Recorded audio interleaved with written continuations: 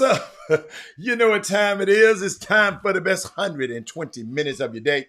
The Chop Shop, the nation's #1 urban sports talk show, and also your midday sports happy hour. Yours truly, Robert Hatter, alongside Jim Hicks, and sometimes Chris Walker, coming to you live from Houston, Texas, but we're broadcasting all over the world via Facebook Live and YouTube Live, and it is Monday morning.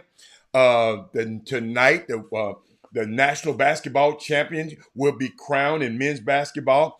Last night, the national champion in women's basketball was crowned. The mighty LSU Lady Tigers. They were crowned last night. A lot of controversy, and I know I might talk about it if y'all want to talk about it. If y'all don't want to talk about it, I ain't going to talk about it. If y'all want to talk about it. But it's got some unique weekend. Share the show because it's going to be I'm going to cover some topics, right? I'm going to make some people a little uncomfortable, but let's get used to being being uncomfortable, okay? It's all right. I like uncomfortable. Let's see. Let me shout out to my starting five before I go anywhere. Hold up.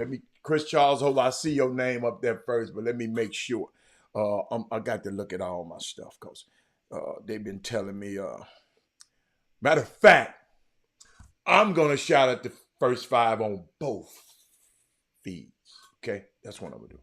I don't, I want to look out for all my people. My friends are no, I got you. Okay. On the Facebook, Chris Charles, Dale Griggs, Mate Cora, That is Moody, and Melvin Dukes. That's the starting five for Facebook. For YouTube, Jeremy Davis. Hold on. Corey Willis, Simeon Sims, D. Holcomb, Archie from Forever Films. Them are five. And then the six, man. We'll put Kendrick Lewis in there. I see my women. Gina. What's up, Gina? I got my girls in the building. I got Dale. I got Gina. I got Monte. Hold up. Fellas, y'all hold up on me. I got D. White. Hold up. Let me see. I got Lady Barron in the building. Hold up. When I got my girls, I don't care. I said Dale Griggs. Okay. I'm just looking at my girl. When I got my ladies in the building, I'm all right. Fellas, y'all cool with me, but when I got my girls in the building, ladies, y'all want to go there right now? Or y'all want to wait? Ladies, because I got some stuff I want to talk about. Ladies, can you humor me? Can I get some stuff out the way? And then we talk about it. It's up to y'all. Because whatever y'all say, that's what Robert Hatter going to do. Whatever y'all say, everybody give me a thumbs up. Y'all let me know. Let me know. Oh, hold on. Let me give me I had to get some tea today. Dale Griggs says you are talking about. Dale Griggs said, Dale. Okay. Dale Griggs win. Let me see, y'all. So let me get out of there. I'm trying to see how I'm going to start this. Okay. I'm going to give you a little soliloquy first. On how, Dale, I just can't. Dale, you got to understand, I always want to tie this to something. I really do. Hey, Jessica Brooks.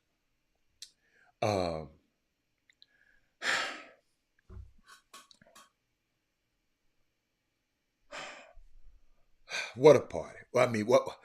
It's championships, celebrations, everybody's talking about Angel Reese of LSU following Caitlin Clark around the floor doing that you can't see me hand gesture and holding up her ring finger. Okay? This was Dale, I wouldn't know. Dale Griggs got the lead, so I got to talk about this. Great game.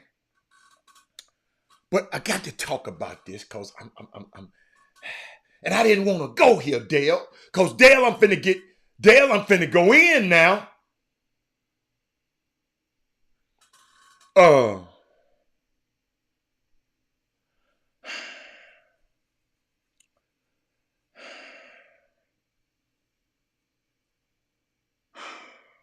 I'm trying to see. First of all, listen.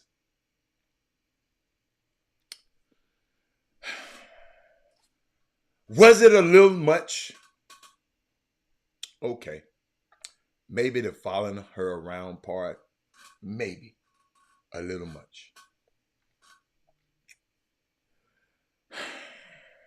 That's as much as I got for you, though.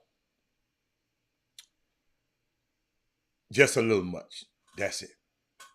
Let's not forget, and I'm going to bring people who don't understand, I'm going to give you a backstory, but I'm just giving you my overall. Let's not forget, what we're talking about here is Angel Reese trash talking or trash gesturing Caitlin Clark. Caitlin Clark, first and foremost, is the best player in the game. A sniper who can pull up from 40 from the parking lot from anywhere, and a legitimate paradigm shift changing athlete. A legitimate paradigm shifting athlete. Okay, let's get that straight. I even tweeted about her the other day. Go look at my tweet. Y'all know I don't tweet much. I even tweeted that I want her to win because I don't like Kim Mulkey. But all that to check. I still don't like Kim Mulkey, but I love Angel Reese. And I love Alexis Morris. Hold on. I got to give it to you, dude. I got to give it to you. But we are also talking about Caitlin Clark, a supreme trash talker herself, telling Haley Van Lyke, just shut up. You're down by 15. It don't matter anyway. Waving off the South Carolina big girl, telling them you can shoot. Ain't nobody gonna guard you out there. You with us. Ain't nobody gonna guard you out there. Doing that. You can't see me gesture to Louisville and Carolina. And there is nothing wrong with any of that to me. Nothing. It's trash talk. It's sports. It's part of competition at his highest level. And make no mistake, what we're saying for Caitlin Clark, Angel Reese, Alea Boston, and so many more, absolute competition at its higher levels. You as fans, y'all got to act better. Twitter is done blew up. If something like this happened in an NBA game, y'all wouldn't say nothing. Caitlin Clark is a grown-ass woman, and she does not need your protection. Angel Reese is a champion, and she does not deserve your diversion. Let me tell y'all something. Let me go here, Greg Mars. If anybody looked at my tweet, I ain't got that many tweets. This is what I said. See, I'm finna start off. I don't tweet much. I don't tweet much. After they beat my girls, I came on and said, I have to cheer for Al. I never have before. But Kim Mulkey winning another title is just too much I can take after the way she treated Brittany Griner. You got me? The other night, I just didn't want the coach to win. But I forgot about my beautiful black queens. Angel Reese. I let my disdain for their coach. I lost sight. I did. I lost sight. I really did.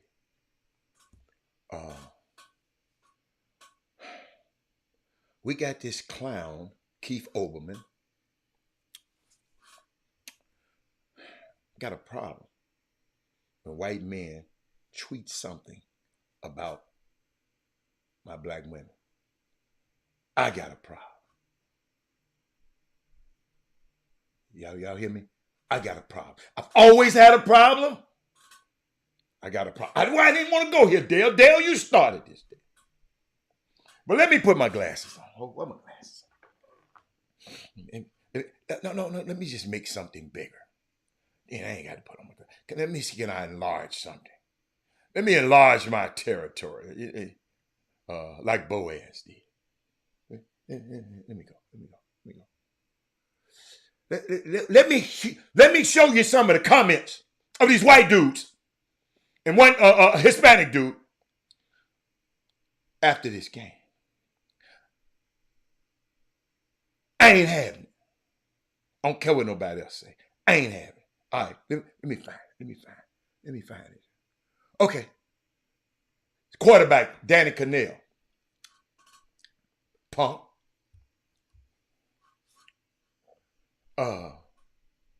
What a classless move by Angel Reese. Doing way too much to Tom Clark. Okay. Y'all watch this. This is why I always, what's my favorite thing? I told y'all. And y'all didn't understand it. Robert, that just went over my head. If it went over your head, you should have said, Robert, explain it to me. Share the show right now. Y'all need to share this show right now. I'm finna give you something. Finna give you something. I know you ain't gonna keep it, but I'm gonna give it to you anyway. Somebody gonna keep it. I said it's two structures going on out here. It's the social structure. It's how they, Danny Cannell, see us. And it's the governance structure. How we see each other. Haven't I? And I know, y'all, I learned this. I've been taking, ever since the pandemic, I've been taking these African study classes. And I'm understanding these two structures a lot more. That's why y'all tell me, he's always taking up for, I'm taking up for people because we already got other people going against them. We don't need to go against them. That's him. Probably ain't seen the damn game, but that's him. Let me put him up there. Let me take his ass off because I don't want to keep him up that long. Hold on. I'm saving one for the last, because I'm going to talk about his contract. Let's see where we got. Okay. We got another one. Herb Baker. Keith Olbermann. Old washed up ass dude. Mindy, I'm sorry. I wasn't going to go here, but Dale Griggs says she want to go here. So I'm going to give it to her like a TI is. Doesn't matter the gender, the sport, the background. You're seconds away from a championship and you do something like this, overshadow all the good, mindless, classless. And what kind of coach does this team have? Now, I don't care about what he said about the coach. You know how I feel about that. But when you talk about my young black women, I got a problem. Okay, let's get his old ass off there. Let's get him off. We'll dry it up. Get him off. Then, hold on. Got some more. This clown. Call her a classless piece of. Now, any of y'all that support Barstool Sports, this is the clown that own it. Deion Sanders, I can't wait to send a message to him because he worked for them freaking clowns. Hell is you, Mr. Portnoy, to sit up here and say, talk about Angel Reese like that. You didn't say this. when Caitlin did it the other day. See, Greg Morris, I don't play no games. I come with receipts. It ain't hidden, Herb. They ain't hiding it no more. That's why I'm exposing these freaking clowns. So Dale Griggs, I'm mad at you because I didn't want to get it. I didn't want to get this. I didn't want to get cranked up this early. Dale. This clown. Damn, we got some dude. He got a blue check. And they give these dudes a blue check. You know you can pay for them now. Hold on. There's another dude. I saw another dude. Wait a minute. He bring his country ass on here. Jose Ortiz. This is class. Do y'all hear? Class.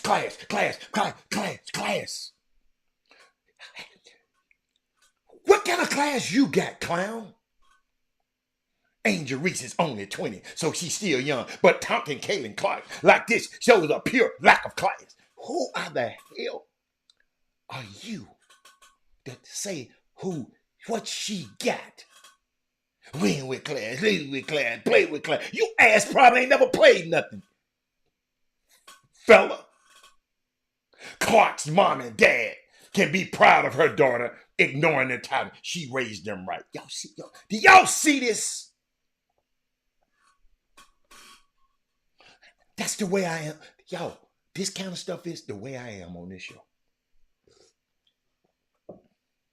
I know y'all don't understand it. I've never seen a black man do this and talk like this. I know it.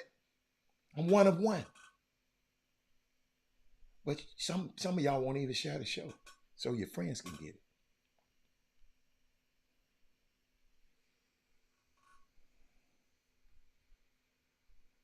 It's unbelievable. Yes, we got a big game tonight. Tip off tonight. That's me. I was up in the suites the other night, beaming down in the game. Miami disappointed me. Got their head toe clean off the frame. No. I'm not. You can say F them. I'm not gonna let them. I'm gonna address both of these guys because I know that we just sit around and we'll just like their tweets. And I wanted to put them guys out there. I want y'all to know who those guys are. Some people, I'm not going to say, I'm showing you who they are. This audience is going to be very, very educated. Even though I know I'm pulling y'all teeth. I know y'all don't like to. I don't want to learn nothing, Robert. I just want to still be dumb. Just tell me the Lakers won last night, Robert. They beat the Houston Rockets last night. Listen to this. All of this going on. Let me show you what Eric Bowen's text hit me on which column this morning. I got to show this to y'all. All this going on. He talking about, happy Monday. Can we start the show early today? I'm ready for the Chop Shop. Y'all know what he want me to talk about. The Lakers beating the Rockets.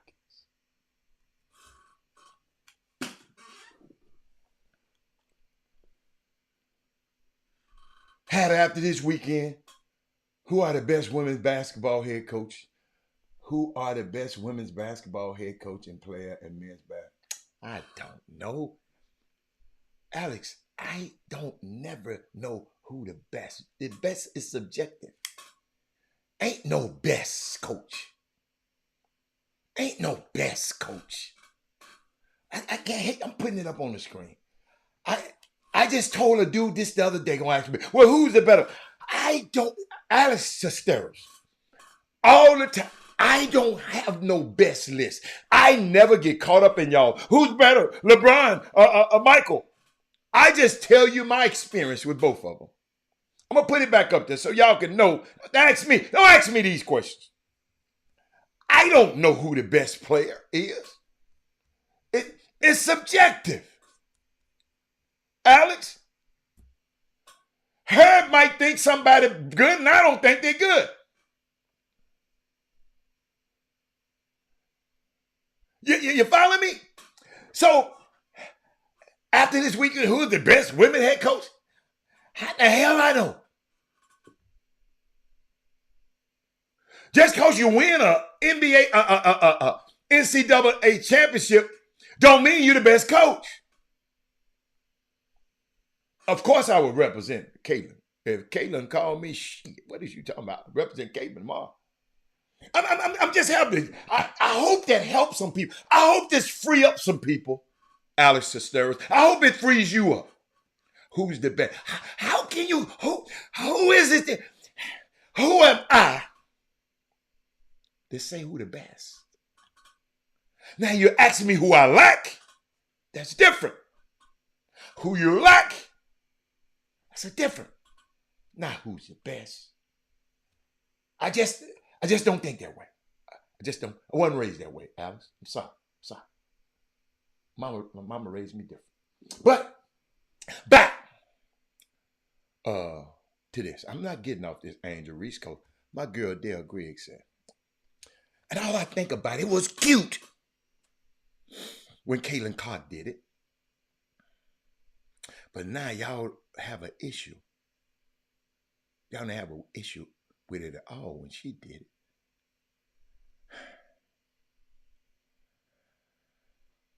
So you people out there, y'all know who y'all are. Don't be outraged and talking about class and sportsmanship when Angel Reese does the same damn thing. Portnoy, Oberman, Ortiz. And thank God for my big fella. Because he wasn't having it. Let me find it. This is how I feel. Shut your dumb ass up and leave Angel Reese alone. That's what Shaq said. All these scary ass people saying this. And I second their motion. I mean that motion. You feeling me? Dale Griggs, I'm telling you, girl, I got something for you this morning. No, we ain't talking about it. That is Moody, you don't win. If a woman want to hear something, well, I'm talking to the one. Yeah, all that old shit you talking about, we'll talk about that later. That is Moody. You got to hold up. You got to hold up. Dale Griggs spoken. Y'all, I told y'all, it's women rock every day on this show. If a woman got something to put on that screen, whatever guys you got to say, y'all got to wait. Lexus Mars. Oh, that's my baby there. That's my baby. I got some for Lexi. Y'all just hold on. Share the show, y'all, everybody right now. Oh, I'm not through. We need some more Shaqs, y'all. LeBron got on their ass too. He got on them too. But I like this one. Directly to the point. There is a thin line out here, y'all, between taunting and stunting. Actively known as stunting. Okay? Stunting like my dad. Ain't that what this is? Okay. Check this out. Stunting is a habit. I think was it Confucius that said the greatest regret one can have in life is to meet death thinking, I should have stunted on these hoes. Excuse me. I mean, H-E-A-U-X. I'm playing on Louisiana hoes. Stun on them, Angel. Angel Reese, she said Clark's a hell of a player. But I don't take disrespect. No. Greg, I'm sorry, Greg. Greg. H-E-U-A-X. That's how I got it written down, y'all. In my notes. Hold on. Y'all leave me alone. Y'all leave me alone. What was that? Oh. Had something for you. Hold on. Who is that got that long ass message? Oh. Kareem, you done wrote a novel right on this one. But I got to read it. Hold up, y'all. She done wrote a novel, but I hope y'all seen it. I'm going to put it up there for y'all to read. I can't read all that, Kareem. Kareem, you got to shorten that. Kareem, you got to shorten that. Because I'm probably going to cover everything. I ain't going to even read it. I'm probably going to cover everything you just said about it. In my, but let me look at my babies. Let me tell you what I think about. Let me tell you what I think about First of all, let me play Alexis Morris. Somebody just mentioned. I got something for her right quick.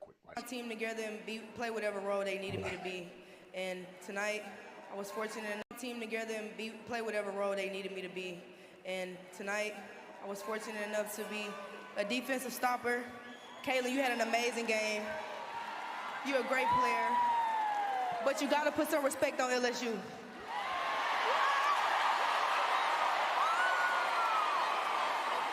You gotta put some respect on my name. And you gotta put some respect on Coach Kim Mulkey. Thank you, Coach. Team together and Alexis, I love you until you said Kim Mulkey. I know that's your coach, but I don't agree with you on that one. But I love you. I love you. Hold on. Let me bring. I want y'all to hear my young girls. I love these women. Watch this. How long were you sitting on the? Oh, I was waiting. How long were you sitting on the? I tell you, I was waiting. How long were you sitting on the? Oh, I was waiting. How long were you sitting on the? I tell you, I was waiting. Me? At what point were you waiting to pull out this? Man. Kind of the Caitlin Clark. Caitlin Clark is a hell of a Incredible player for sure. But I don't take disrespect lightly. And she disrespected Alexis and my girls. South Carolina, they still my SEC girls too. But y'all not gonna disrespect them either. So I wanted to pick her pocket, but I had a moment at the end of the game, and I was in my bag. I was in my moment. Yeah. So the victor goes spoiled. The basketball. Watch Caitlin Clark, left side. She doesn't even look at her. Waves her hand as if to say, I don't care about you. I'm not defending you. How long were you sitting? Hey, man. Did you see the sisterhood?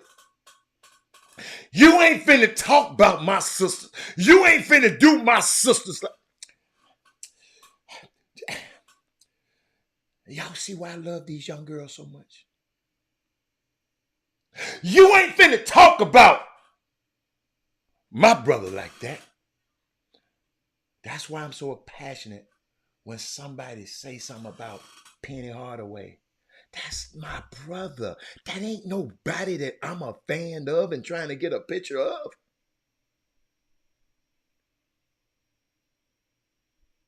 Do y'all understand?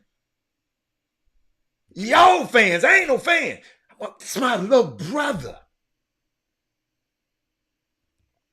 That woman, Angel Reese, just said, can't be doing my sisters, my SEC sisters like that. I'm coming for you. And she said it before the game.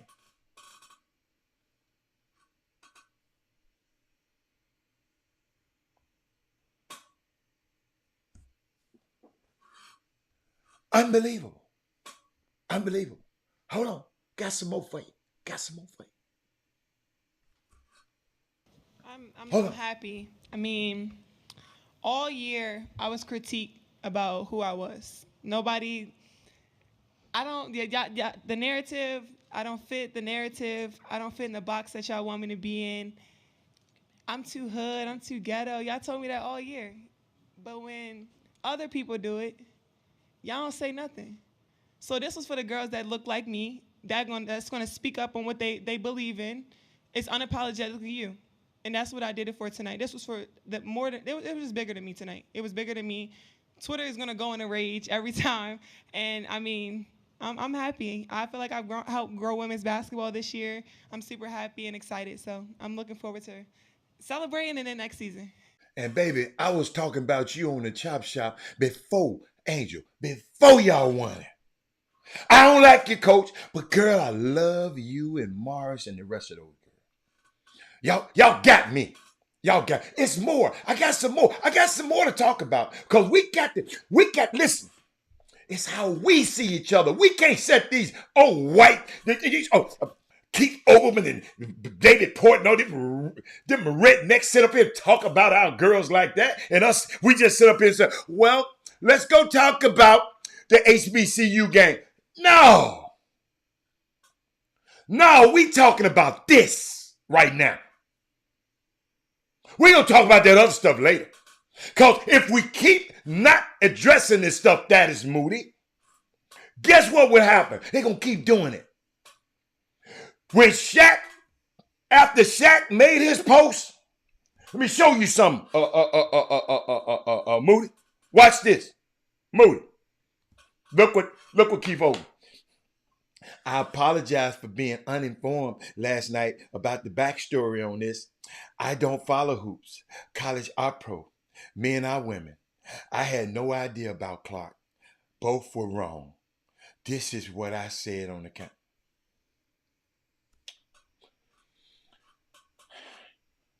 Y'all see why a show like this is so important? He got a blue check. I mean, some people listen to his sorry ass.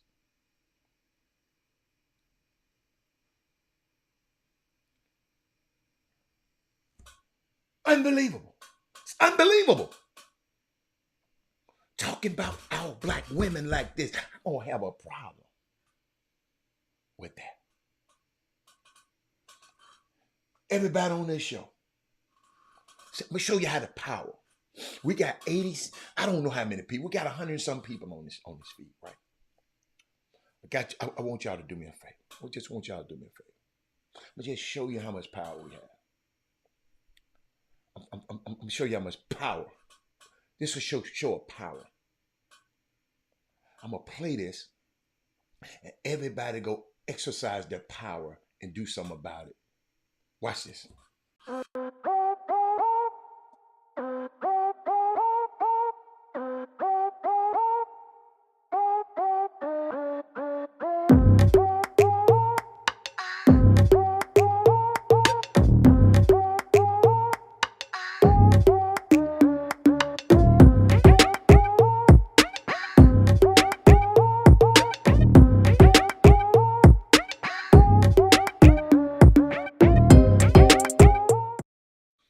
What if we exercise our power and everybody just went right now and bought a bottle of wine?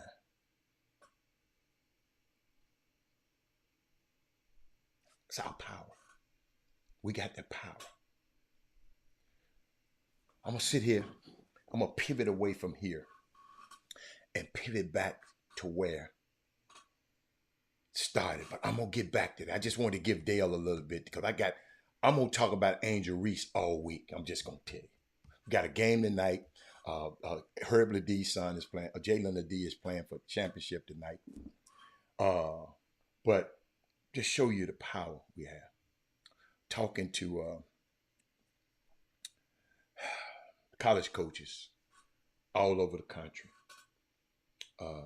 I'm coming back, Dale. I'm gonna be talking about this all week, Dale. It would take too long for me to just talk. I've been writing notes on what I'm gonna say and look ideas of what I'm gonna say, and I ain't got to none of them yet. Cause I want to give you my point of view and how we gonna correct it. Show you how much power we got. If everybody sit up and say, okay, right now, everybody just we should make SolomonBryant.com crash today. Them folks, because I told you it's two structures going on out there. It's how they see us, how Keith Oberman see us, how they see us. But the most important thing is how we see each other. How we see each other. We had a party. Chris Walker had a party. Alan Branch, Chris Walker had a party the other night. Accelerated Sports. Jimmy was involved, and but I've known everything that these two guys has done. Not always perfect. To further the careers of the college coaches in their sphere of influence. So when these guys give a party, listen to me. I went to private parties. I've had a suit and tie party. I did everything this weekend. Okay? I did everything. I went to parties people didn't even know it was a party. But that particular gathering was the best one. because it showed, and that's the one that I stayed the longest, because those guys right there, I've seen them help coaches get jobs, help coaches do this, help coaches get this, I've seen those guys behind the scene. My problem is, where was the other coaches that should have been there? And listen to me. Y'all got to hear me on this.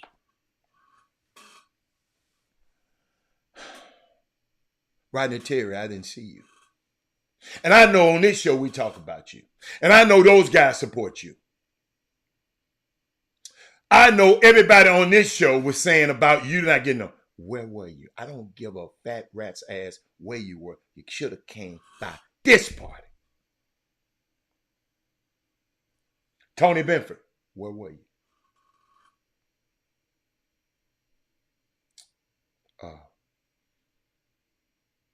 Stubblefield, Tony Stubblefield, where were you? Ain't none of y'all got it more going on than Jerome Tang. The coach of the year had to be in every event, and he came by.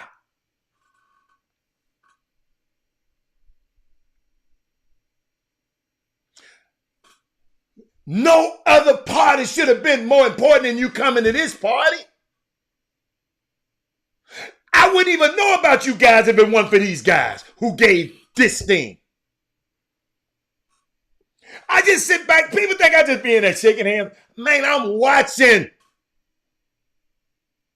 Shout out to Aaron Brooks for coming. Jerome Tang took pictures with everybody. I mean, if I see Thaddeus Moody and and Kevin Freeman on another picture, I think I just throw up.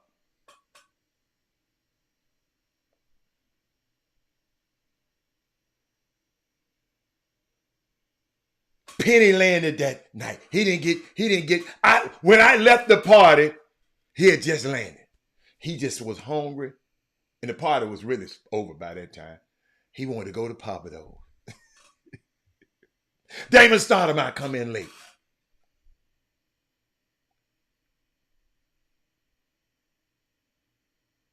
Jerry Stackhouse showed up at our party. Excuse me, at their party. A lot of young coaches. A lot of young coaches in there. But Robert Hatter, I noticed who wasn't there.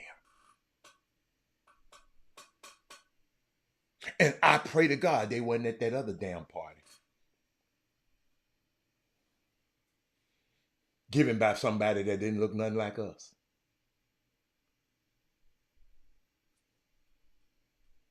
It's real talk, man. I know ain't nobody gonna say it. That's why it's good to have a free man out here, y'all. I just don't understand it. Y'all make it make sense to me. I don't care what. Listen, Alan Branch, Chris Walker, Jim Hicks,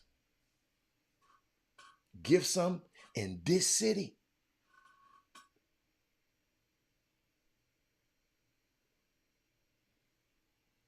And you don't show up. If you was here, if you wasn't here, I apologize. Just in case. And you wasn't there. Jerry Stackhouse. He's at Vanderbilt. I hope y'all understand what I'm saying. How we see each other. I wasn't going nowhere till I was the first person there almost. If you tell me what to be there, Daryl Anderson saw him. Daryl Anderson, Mr. Hatter, you always on time. First person there. because I respect what the guys are doing and have done and have helped. Alan Branch, and I tell y'all, and I tell you this a million times, help me through my son's process. Nobody else. Nobody else. One man, Alan Branch, helped me through my son's process. I just didn't understand it. Just didn't understand it. I see you back there, boss. But guess what? Just as I come in, let me make sure I get Jumbo in there. Yeah, I think I got him. Let's see. Let's see if I got him. No, that ain't got him. I don't have him. Something is going on over there, Jimmy. I don't know what it is. Something is going on that's not right, Jimbo. Let me fix it, because I don't know what you done did. You done switch cameras on me. Jimmy, you be doing too much. I got you be doing too. You done switch cameras on me. Hold on, y'all, ladies and gentlemen. Yeah, it's something. Yeah, you doing something. I don't know. Let me see how I'm gonna fix it. Y'all, let me fix Jimmy right quick. Hold on. But I mean, it just. I was just thinking about that, ladies and gentlemen, today, and I want y'all to. I want y'all. Yeah, that's something else different. I want y'all to. Hold on, I got you, Jim. I want y'all to really just think about what I just said. I want y'all to think about what I said, and let me get you in there, Jim. I think that I ought to have you now. Think about what I just said about. Great event, great venue, great venue. I was talking about the party, Jimmy. Everything about it was good. It's just that I saw some guys that I thought should have been at that event. I don't care what's going on. I said Jerome Tang is the most sought after player, after coach in the whole thing. If he showed up, it's no excuse for nobody else. Because I don't know how long y'all stayed. I thought it was from 5 to whatever it was, 5 to something. But shit, cause some people was calling me and y'all, they were still there. You follow me? So I don't know how long it went on. I don't know how long, but I just didn't understand it. It's some people that I just didn't understand. How could you go to another party without stopping by there first? That's all. But what's up, Jimmy? Welcome to the show. Hey, man. Yeah, boy. H-Town, y'all got y'all dose of the Final Four. Now y'all can only imagine how weary that can grow on a person that does that stuff all the time. And now you got to see it. Some of you guys heard, and and trust me, there are a lot of activities, a lot of people. If you have young kids and you do not partake in any of those Final Four activities, and your kid loves the sport or loves recreation, then shame on you. The mayor and this city, they done such a great job. You have to realize this was like more than one event that's taking place. First of all, you have to prepare the security and everything that goes with opening day of Major League Baseball in a city of a team that just won the World Series. Do you realize how much planning just has to go in on keeping that area safe? Then you think about that's taking place just 2 blocks from the headquarters of the NCAA Final Four for men's basketball, which is the Marriott Marquis, and then that's headquarters. In the Hilton Americas is right across the grassy knoll, and from that property, all of that concentrated area. Then you're talking about those 2 events. To my first, the city Then you have other stuff going on right downtown. You have a concert going on Saturday. New Edition. And it was this New Edition, Guy, Keith Sweat, and somebody else I'm missing. And I saw some footage on social media. That placed out at a was packed. And that thing went head to head. I was saying to myself, if I would have been them, I would have done that, made that a day concert. Like a 2 o'clock, swing that thing on a 2 to 6. And boy, it ain't no excuse for nobody not to be at that joint. Dude, them tickets was already sold, man. Man. And then Bobby, what the hell happened to Bobby Brown? Man, he just big. That's all. He just got big. No, they say Bobby Brown was missing. He was there, but he kept going off the stage. He'll come off. He can't go do a whole set. He kept going off and on and off and on. Oh, that's what it was? Yeah. His ass tired, man.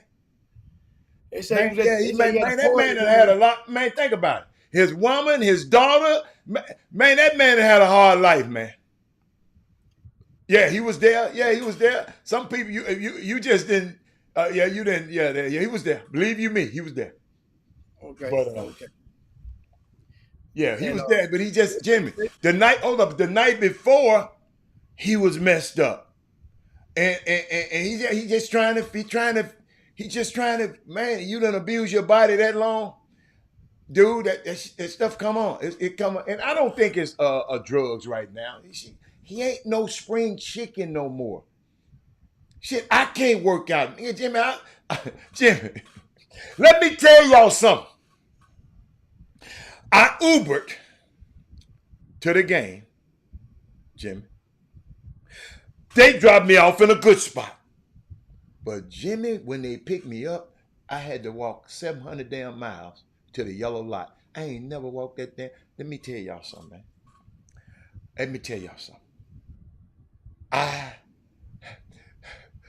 I know it's a logistical thing they doing, but come on, Mr. Uber.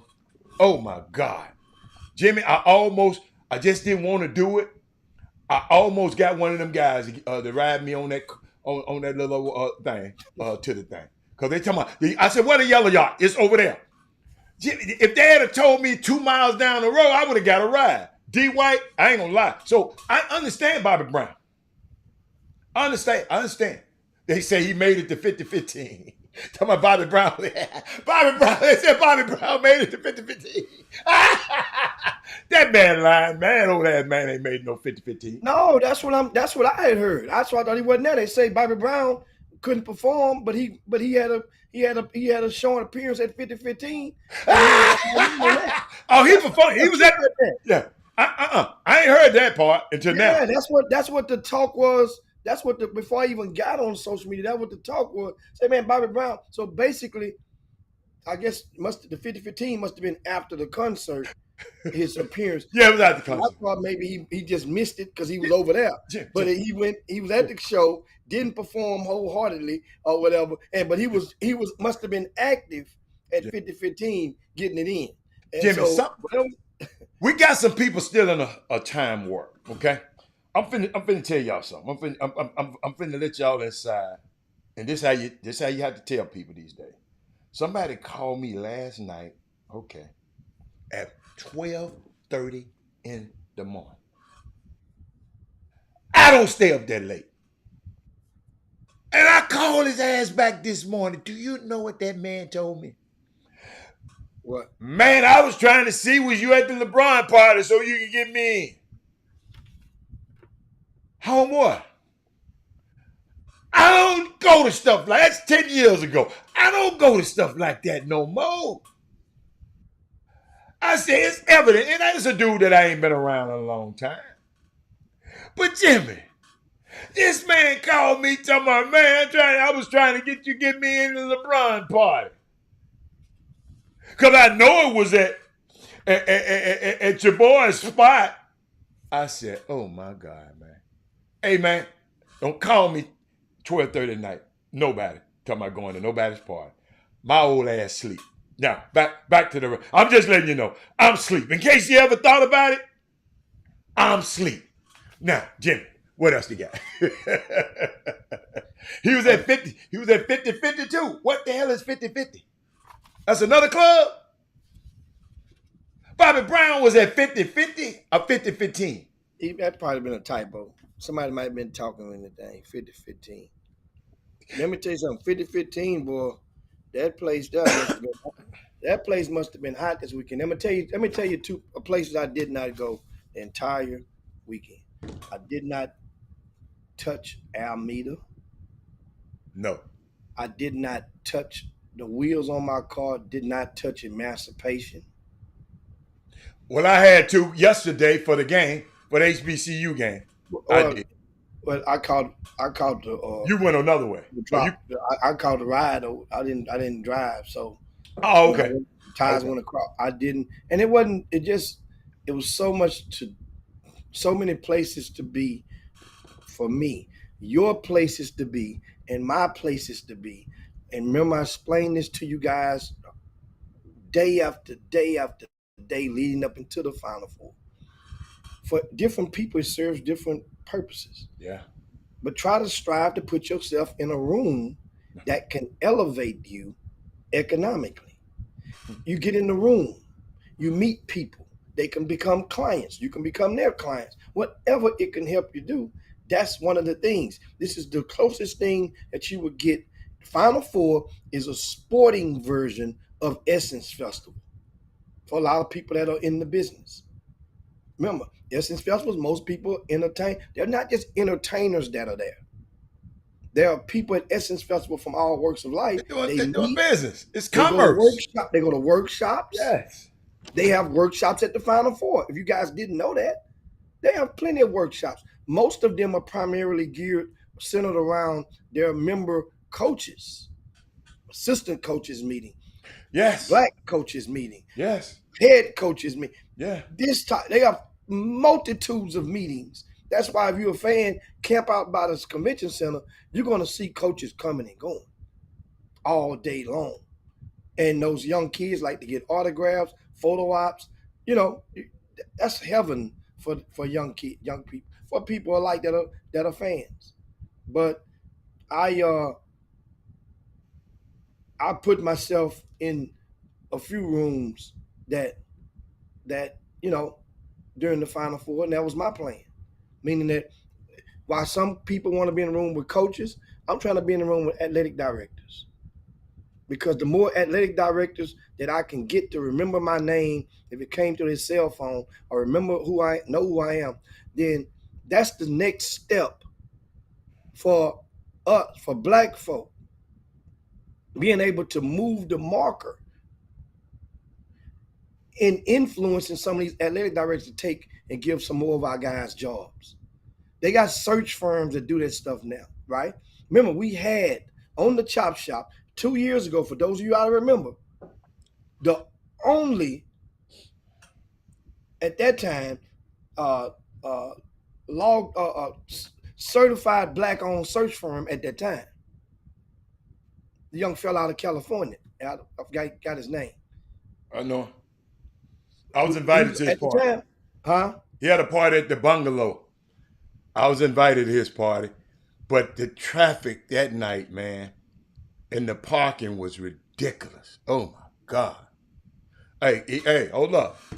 The Board of Regents and Kevin Granger gave a nice event. Also, y'all, it was some events. You're right, Jimmy. You're right. You just, I mean, you got to be doing business. You just can't go in there. You got to bring something to the table. See, Jimmy, I don't want these people you just can't come in there now. You got to bring something to the table if you're trying to get into some of these rooms. Because they're going to spot your ass out in a minute. They all in there somehow. Who is that? I remember a guy walked into our suite the other night. Everybody looked at him because he just didn't look like he was supposed to be in there. You know, and it's different, man. But, those opportunities, I know, Jimmy, you was me personally, I didn't think of it like that. I didn't think it trying to be in the room. That's why I wasn't invited to so many of them. Because I think I brought some value to the room. Shit, it's a lot of them needed what I have. So that's what I tried to explain to y'all the last time we had this subject. Make yourself valuable, and people will want you in those rooms. You know, I never forget, Jimmy, the other night, I said, man, all these bougie people, people up here in the suites, I said, I'm going to go down to level 1. Oh, my God. Let me tell you something. San Diego State took over the building. And Jimmy talking about they had to black it out. Dude, wasn't no black out in that stadium. It's behind you. Every seat there's people up from top to bottom. It was crazy, but down there it was like the people were all over each other on the first floor. It didn't seem like the first floor was made for that many people. I've been to every Texans game. It ain't that many people on the first floor. So it was crazy. I promise you, Jimmy. I went straight back upstairs and said, "Man, I ain't going back down there no more." But I understand what you're saying. If you're out here young, and Jimmy, I want to share some that I found out this weekend. You know, because a lot of people were calling me because Penny got a coaching vacancy on his team, and Damon Stoudemire, he haven't announced his coaches yet. And just me sitting back and talking, young coaches, young black coaches, grad assistants, or what have you. I got some information for you. Okay, y'all need to hear this. Be a servant. When you go to these jobs, don't think you got it made. Don't think if your boss need coffee, anybody need coffee, go be a servant. Jimmy, what you said, them grad assistants didn't want to be the grad assistants. They don't listen to me. I'm telling you. Y'all got to hear me. Block everything out. If you want to make it in this business, the Dusty Mays, that guy, used to be Bobby Knight's gopher. Ever Bobby Knight said jump off the building, that little boy, he ain't never played, can't make a layup. His team was in the Final Four. He'd have forgot more basketball than most of y'all know because he sat and was a servant. Quit trying to take your cool ass up in there you ain't the head coach. Work yourself. This stuff is work.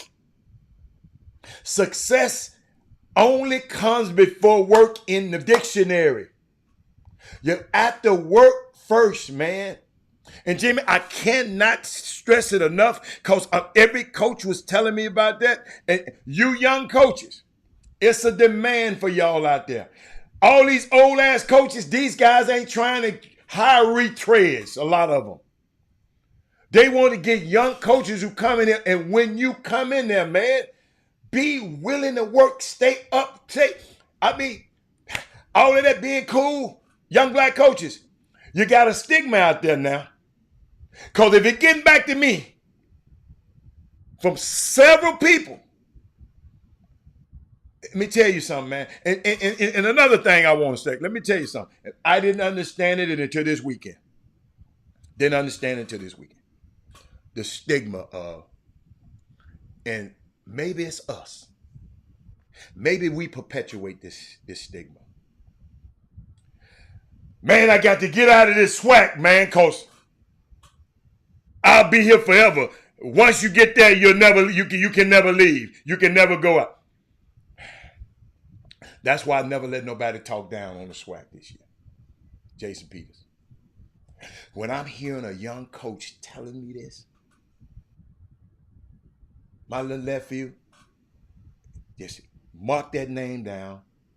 Tim Pete, he's going to be one of them guys after a while because he got a servant attitude and a servant mentality. I'm just sitting there talking to him. They talk about the stigma of Jimmy. If you go to the SWAC, it's like the graveyard. I got to get out this SWAC, man.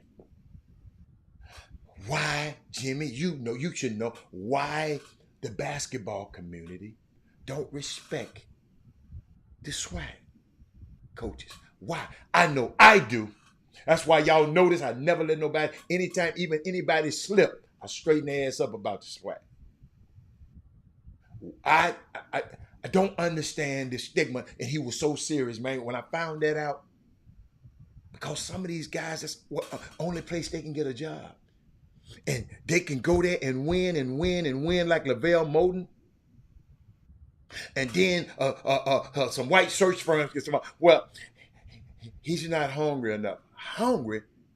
Your ass ever been on a bus driving? And shut up, lady. Jimmy, it kills me, Jimmy, but I saw this week. I learned so much this weekend.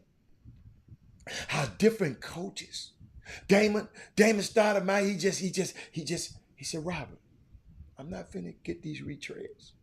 I'm gonna give me some young coaches. He said, cause guess what? I want them to come in and work their butt off for 2 years, and I'm trying to push them out somewhere, getting them other head jobs, a bigger job. I want them to go out so I can get the next guy in. He said, but they got to come in, man, with a servant attitude. They got to come in, man. Go. He said he been around, and he told me something that blew me away, and now I understand. Y'all remember I came on this show and said, how in the hell Boston can fire Brad Stevens and then promote him up? I ain't never seen nobody fire a coach and make him the general manager and the president. Never happened before in history. Damon said that is one of the most brilliant minds in basketball. One of the most brilliant minds in basketball. He said, man, I learned so much from that dude. But it was just unique, man, just talking to these powerful young coaches. Let me tell you something, and again, and I see it again. We have the power to send whoever we want to the Final Four every year. It should be one of our guys in there every single year. We got the power to do it. But that's all, Jimmy. I had to share that. That was on my heart because some of these conversations, man, was 1 and 2 o'clock in the morning conversations. I don't even stay up that late. But just sharing and people just opening, man, it's unbelievable to me. But coaching is a great profession, but young fellas, don't come in there thinking you've got it made. That man, you got to know what kind of coffee everybody drinking. You got to go whatever, the latte, the tea, you got be a servant. And that'll get you promoted. What else you got, Jimmy? Oh man. He's talking about that free game. It ain't free. That game, I just invested in you. It ain't free.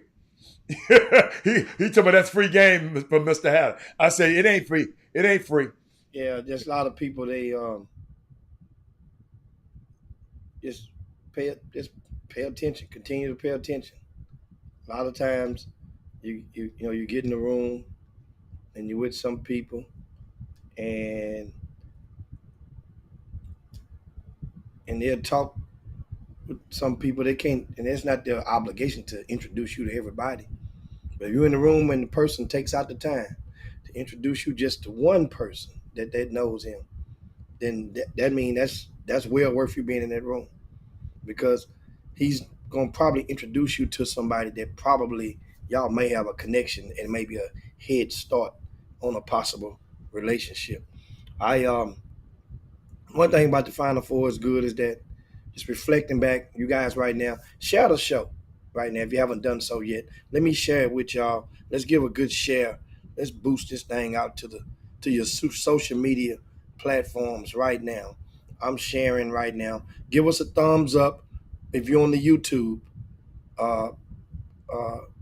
page with us right now in the Boom Boom Room. I'm doing this as well. I'm sharing it to my Twitter right as we speak. Now,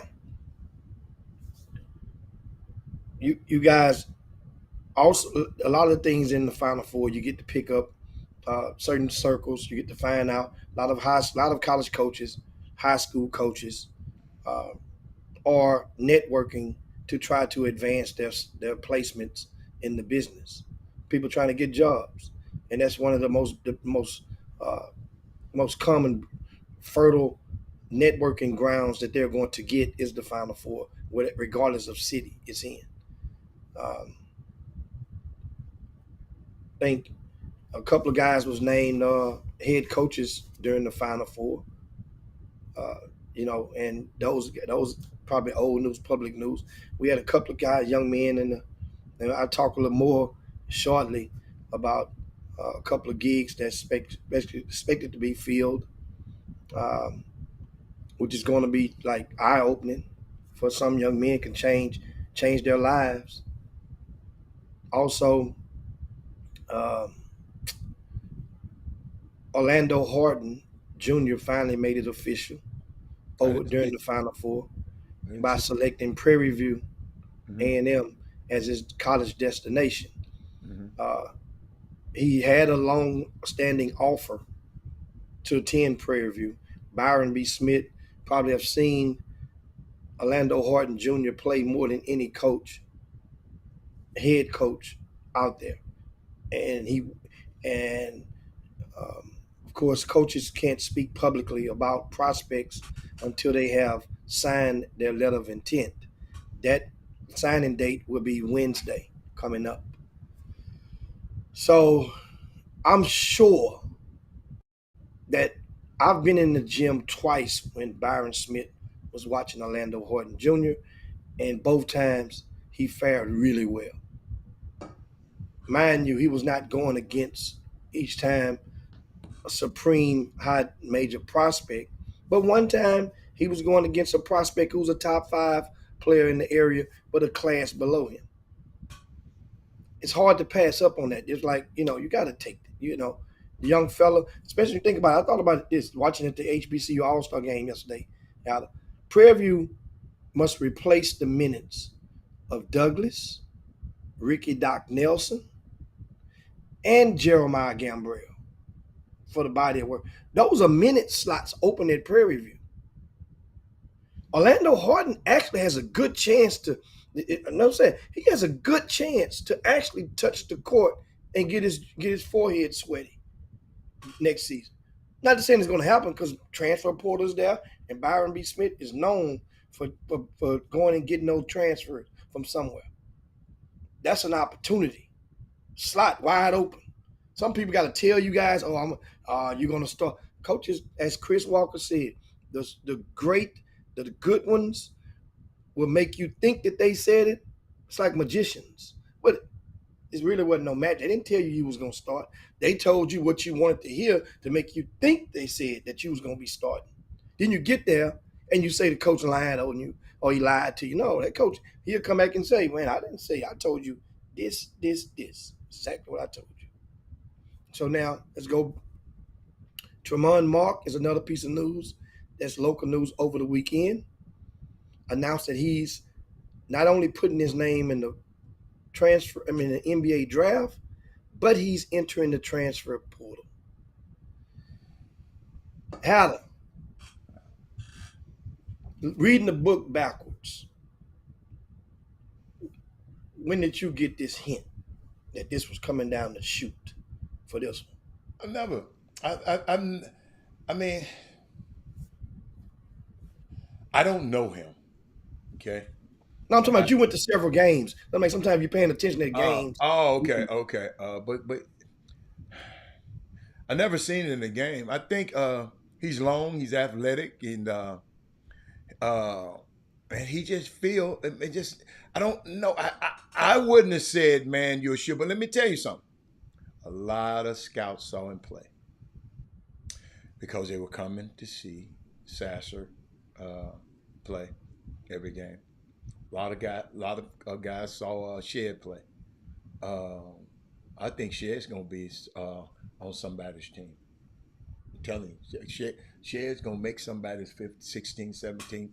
I think we new collective bargaining. I'm gonna explain that to y'all a little bit during the week. It's gonna I think you're gonna be able to add another two-way player next year. So, but I didn't see it coming, Jimmy. I just didn't think he. You got to realize if you're trying to go to the NBA, okay, that means somebody's spot. You always say this, Jim. What nigga you talking about? I'm ranking people. Who you take out? I'm trying to go through the NBA and just say who I'm gonna take out and put him in. And right now, I don't see nobody I would take out of the NBA and put him in. So, he's going to be in the G League if he make it there, because the G League is getting a lot better. I'm telling you, the last year was one of the best G Leagues ever, years ever, and Junior won the MVP of it, the G League. But I don't know. I didn't see it coming, Jimmy. I never saw it coming. Shit, I don't know who saw it coming. Just maybe he feels he's a pro. Shit, I'm on the top team in the nation. No, that's what I'm saying. The NBA component is two different components. That's one thing. He's doing no different. Oh, you're talking about leaving the school? Yes. Oh, okay. Well, I thought you said, did I see it coming? Hey, Jimmy, that Jimmy, part did you see it coming? Sometimes you get tired. Jimmy, divorces happen. You just say you're gonna be with this woman for the rest of your life, and the divorce happens. So a kid can leave a school. U of H ain't the only school. It ain't no big thing to leave U of H. It's a school like everybody else's school, Jimmy. It ain't the holy grail of college basketball that, you can't dare you. He felt, hey, I want to go somewhere else. Hey, I ain't mad at it. That's why you use the rule. Maybe some people, and you just saying, because kids, you saying it, I guess you saying it for a reason, because kids don't usually leave U of H. Welcome to the club. U of H, welcome. Teams leave Duke. People leave Duke. People leave Kentucky. So they can leave U of H also. That's all I'm saying. The thing with the slogan for the city was for the city. Yeah. Tremont Mark is from the city. Yeah. He played a great role on this year's team. I'm going to tell you the moment that I saw it. See, okay, I didn't see a moment. In the March Madness, Mm-hmm. Remember that was a time when Sasser did not play one game, or he had to, or his minutes was fragmented, and Shed got dinged up the same game. Mm-hmm. The team had to rely on Tremont. And he went to work. And what did he do? He went to work. So the next game, Sasser comes back, Shed come back, and Tremont Mark had to go back into that other role of being fourth option at best. Because don't forget, Jarence Walker is second option on the team. Pro. Right? Really the first option. Should be the first option. Should be the first, but Sasser was the first option. Yeah. He had the ball in his hand. Right. And then Jarence, then Shed, then Tremont. So when he went from first option, back to fourth option, you could look and see some of the energy, the body language it wasn't the time for it. It was not the time for it. But it wasn't in team mode. Okay, I didn't see that. And that could have contributed to, because they needed, understand, you watch Batman and Robin, we all did, many of us did coming up. There'll be a time when Batman can't squabble. Somebody got his hands behind his back. Then Robin has to come up and play Batman. Okay, you did that, Tremont. Then now you're Robin right now. You're going to be Batman tomorrow. So and that's when I said, man, something ain't right. Then I looked out, because I really thought I thought that Arsenal would have been the one that would have been getting in there, because I've been hearing vibes. I've been hearing little words that Arsenal might be on the move. I've been hearing stuff about Arsenal joining Wesley Yates maybe at Washington. I've been hearing some stuff. So for this one caught me. Normally, but my ear ain't as close to the street. Mine ain't as close as all, man. But hey, it's surprising. I sit there, Jimmy, but you know what? Nothing surprised me in college basketball no more, y'all. Hey, as of this weekend, I got so much stuff to share with y'all over these next 4 months about college basketball. And let me tell you something. I ain't mad at Shamon Marks, sir. If that's what you want to do, that's what the rules are for. Oh, I ain't mad at it. I ain't mad at it. Go do your thing, young man. I don't know when it happened, but shit, it happened. You know, and then Jimmy is leading scorers on some teams are leaving. I'm saying, man, Hunter Dickinson, he leaving Michigan and he got the ball every day. Pass this the big ass the ball every time. They can't help it. He missed them layups and dunks. He leaving. Shit, his coach might be leaving too. I heard too. I'm not. Juwan might be leaving too. But let me tell y'all something, man. Where you going? NBA. I didn't say it can't be no college gig better than that one for him. He gotta be going making a move. NBA. But no, and I hope it. Juwan, I'm sorry. I should have said that. But but if it happened, tell him Jimmy told you. But but hey, but no, y'all, it's that's unique, Jimmy, because I haven't watched the program as close this year. Yeah, man. As I have. I've been focusing on Memphis and other teams. And Doug talking about U of H about to land 2 big fish. That don't mean nothing. I don't care what big fish you about to land. Eddie Lampton going to Chicago. It go, oh, look what a coach told me, y'all. Oh, my God. Eddie going to Colorado? Yeah, that's what they say. Yeah, Eddie going to Colorado. I mean, who was they? Who was they? Yeah. Shit is everywhere. Okay. It's out on the wire now. Somebody put it. Herb just said that. Herb said it. But it's been out. Somebody was texting me that yesterday and today. You know what? I had the feeling that Eddie was in a space when I saw his social media post about on him departing from TCU. That some people. He committed yesterday, Jimmy Doug said. Okay, good. Some people, it's best if they get the hell away, go further out. Then some people come on back and want to come on back home. Eddie needed to get further away from Texas. Jim. So, you know. But I want to add this one, and I want you to comment on this, though. I got this, man. I'm telling y'all, I got so much stuff inside of me. I should have took notes, but I was in an intimate meeting. I can't take a notes when I'm talking to the president and the AD and all that. I want to take notes, Jimmy. But the man said to me, he said, because he asked me about a player from this area. And I said, I don't really know him that well, but he said his college choice in the beginning told me a lot about him. About who? About the player. I'm not going to call the player's name. Oh, okay. That's what I'm saying. I didn't hear you. No, I ain't going to call the player. Listen to me. He asked me about a player who went into the portal. Asked me what I know about him, and I gave him my little 2 cents about it. But he said,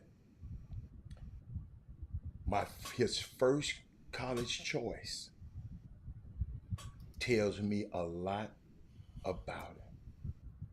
And I'm going to go into it a little bit more because, Jim, it's going to take me but he says, he tells me a lot about the player. I ain't never thought about it like that, Jimmy. He said, college choice, and I'm going to talk to you off air. I just don't want to use the kid's name, but I'm going to talk to you off air about it. But it's just, y'all, listen to me, man. They looking at your choices you making in the beginning. They looking at it. I didn't know this, Jimmy. It's the first time somebody ever said this to me, and I'm sitting there saying, oh my God. That's why I told you, hold on, let me get it out before I forget it. But now you can finish talking about not Tremont, Eddie Lampkin. Yeah, I mean, so Eddie Lampkin is going to Colorado, and he becomes. Jimmy, I'm sorry. He just put it up there. Mr. Barnes, I'm finna tell you right now. Texas Tech was one of the damn schools he was talking about. But keep on, John. Texas Tech was one of the schools that he was talking about. If a black player choose Texas Tech, he said tells him a whole lot about it. I can give you that much. But keep going, Jimmy. Since Barnes he ran his mouth. Tell you what one of the things is segues into another topic. And okay. And this is very important because a lot of and we can't be hypocritical on this topic. Because what I mean is a lot of the common reasons that some people, when certain kids like I mentioned Tremont Mark, and I say when you start saying, well, damn, and why would he want to leave that? You're gonna be the man next minute. You're gonna get those Sasser minutes. Sasser Shed goes into Sasser's slot. You goes in the Shed's role now next season on paper. Now they got one guy from Texas Tech waiting out. And they're gonna probably get a transfer. So he's like, why? If it don't make normal sense, then here's what you do. Follow over and look at one thing. This is the most common reason for whenever it doesn't really make sense. Like you mentioned, Hunter leaving Michigan. When it don't make when it just don't sound right. Something's like, man, yesteryear, we can say, man, it's got to be something has to happen. Well, nowadays, nothing might not have really happened. Yeah. But here's the deal. There are a lot of schools out there. There was a lot of meetings this weekend of alumni that's boosters and part of their own collectives. Name, image, likeness money is about to be real. This is why the new NCAA president has been in the House meeting with members of them in the past month to beg and plead to come down with some type of bill that they could put on the table and try to pass to regulate or just bring some sense to name image likeness. Now the thing is,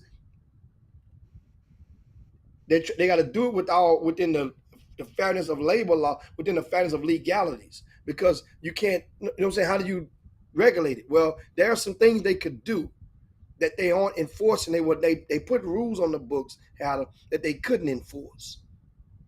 They couldn't enforce in a timely manner. But name, image, likeness, follow the money. We've taught some of these kids this stuff so many times. Kids see you as an adult, have a job for 10 years or 15 years. You're closing on retirement. You get a better job, doubling your income. Guess what? You're saying, hell with that retirement. I'm getting this bread. Kids emulate whom they idolize. They watch you do it. They watch their bosses do it. They had a coach in high school or something. He left them to take a better job. So we can't be hypocritical on this topic. If you've been the one that's guilty enough to explain these kids, get your bread, young fella, go eat. I'm raising you so you can be able to go eat. Now, it used to be get that degree.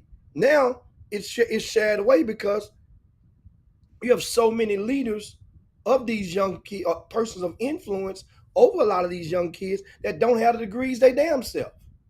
So how are they going to be able, how do you expect for a lot of the people, and you know whom I may be talking about, because if the shoe fit, then guess what? It will hit dogs holler. That's what I say in that aspect. But understand, the name, image, likeness component for University of Houston, it dwarfs on the bad side. There's many of these institutions out there, because starting June the 1st, U of H is officially in the Big 12. In case it hadn't hit you, it hadn't sunk it in. They are expected to be the same playing field of that houses the national coach of the year. Don't you think Kansas State collective is about to increase? You doggone right, it's about to increase. Because the fans believe and they understand they beat Kansas this year. Kansas State did. They've made it past further than Kansas did in the NCAA tournament. You in the same. U of H is in the same thing with Kansas, Kansas State, Texas for 1 year,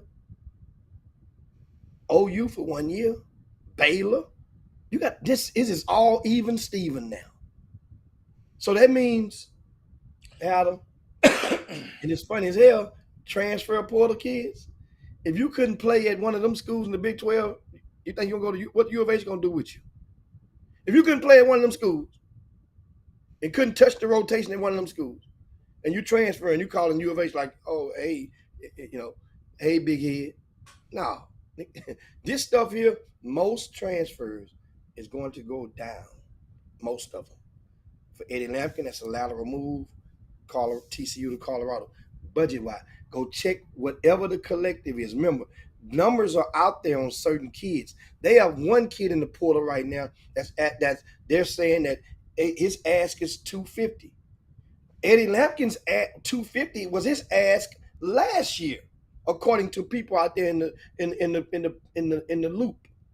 He was going to put his name out there for trade. Ask, when I say ask, that means the money that you are seeking from a name, image, likeness deal.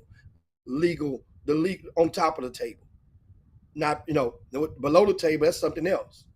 But we're talking about, that was, the word was between $250,000 and $400,000. What was associated with his name.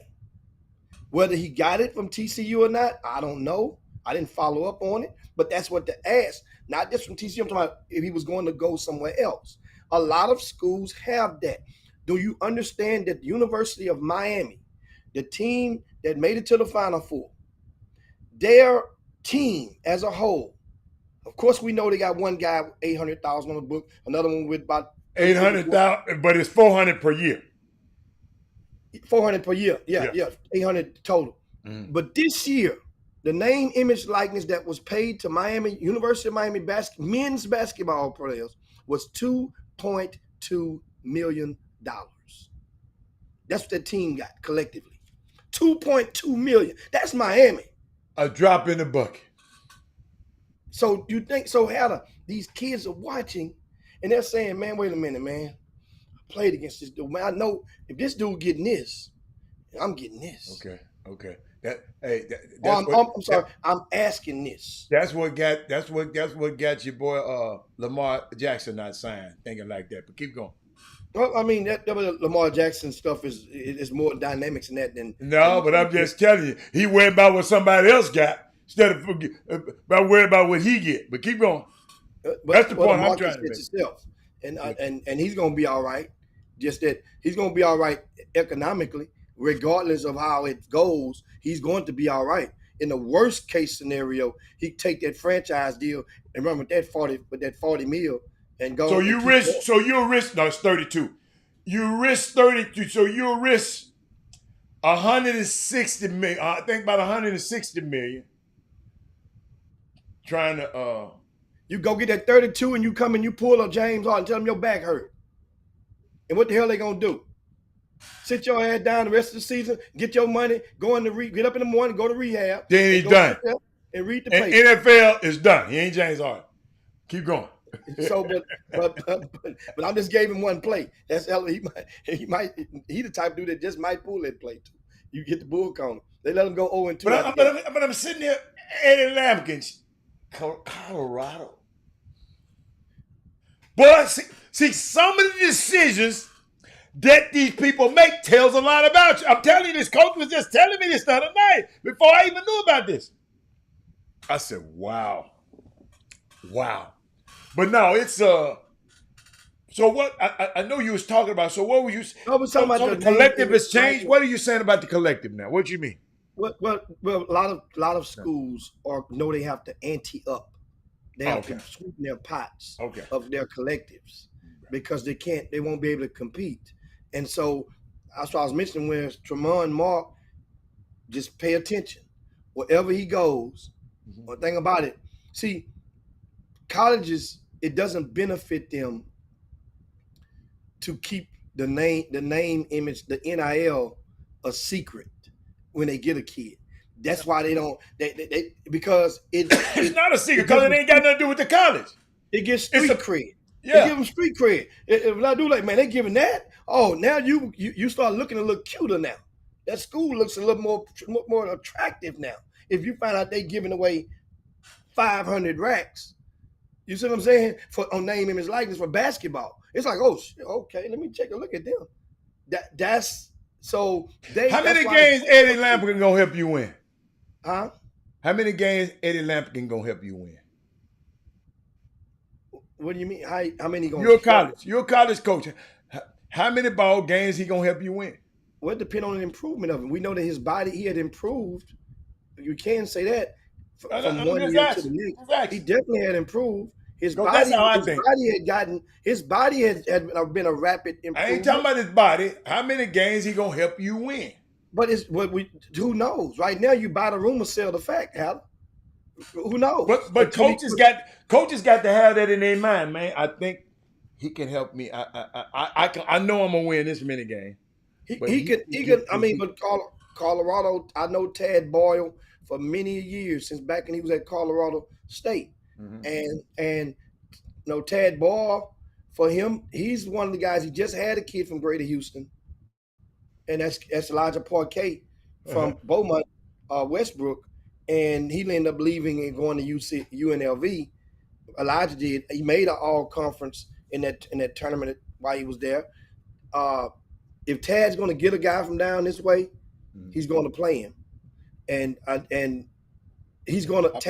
I know he's going to play him. Well, he's going to play him. He's going to give Eddie an ample amount of opportunity to be a focal point in his offense. And I haven't spoken with Tad, but I just saying, knowing if this move, if Eddie shunned Georgetown and going to Colorado, name, image, likeness, I'm saying has. I don't know what it is. It will come out. Has something to do with this signing. You could best believe that. I'm going on the plank and saying that one. That's what Eddie I'm saying. had what? That NIL has played a big factor. Yeah.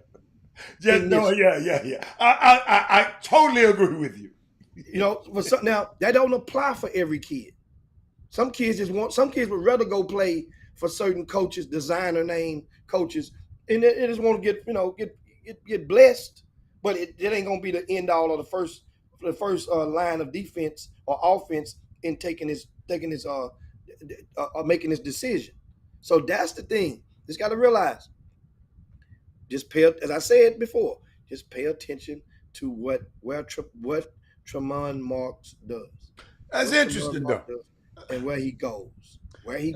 And I like him. I really like Tremont Marks, man. I don't know him, but I really, really like him. But I didn't know. I mean, but Jimmy, you know what? Maybe we're not in that program. We just know the coaches. That young man just said, man, I just want to go somewhere else. I got the opportunity. I'm gonna go somewhere else. I done been 3-4 years here. I want to go somewhere else. And that's why those rules in place. And I shout out to Tremont Marks, man. Man, go be great wherever you're at, young fella. I'm looking forward to it. And Penny didn't say nothing to me about it, so I don't know if you were fit for Memphis, but if you're fit for Memphis, boy, hey, come on down. You can stay in the AAC. Yeah. Speaking of the portal, real quick, it's 35 minutes past the hour. We get through this stuff quick. Xavier Wheeler, he said and confirmed he's going to announce his decision on the Chop Shop. No, he's in the portal leaving Kentucky. Who? He's Xavier Wheeler. Okay. He's going to announce on the Chop Shop. And Xavier is one of the most sought out point guards in the country. He's one of the most sought out. Now, somebody mentioned earlier on the Chop Shop with U of H.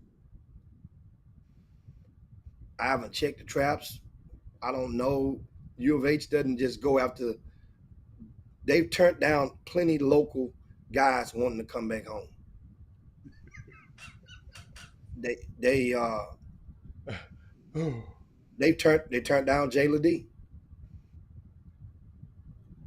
Who turned down? U of H.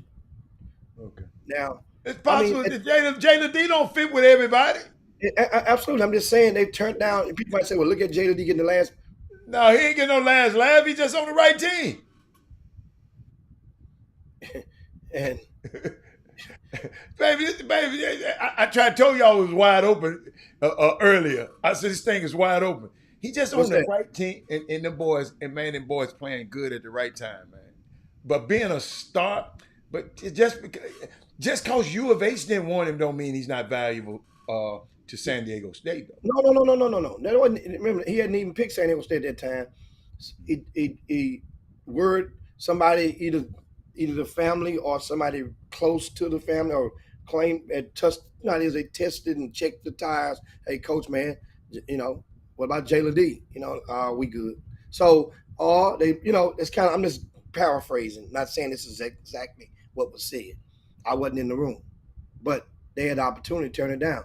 Now, at the same time, why would you get a kid that's on the transfer if you're not going to? They had slots filled, and like you said, a lot of times certain coaches not going to take just anything.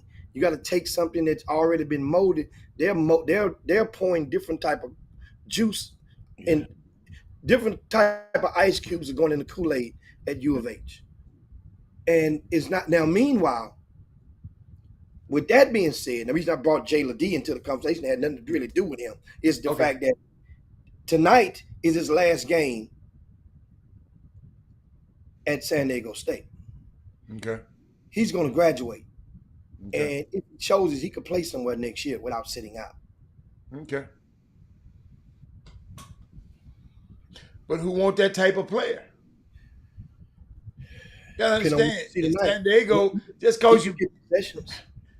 It's just, he can get you 5-6 possessions. What I like about coaching, and I'm finding out when I'm listening to him, man. I mean, I'm telling y'all, I told y'all, my growth in understanding what these guys are doing over these last 4 or 5 days, man, these guys got a formula. Y'all might think they don't know. These coaches know what the hell, the ones I talk to, know what the hell they doing. They know exactly what they want.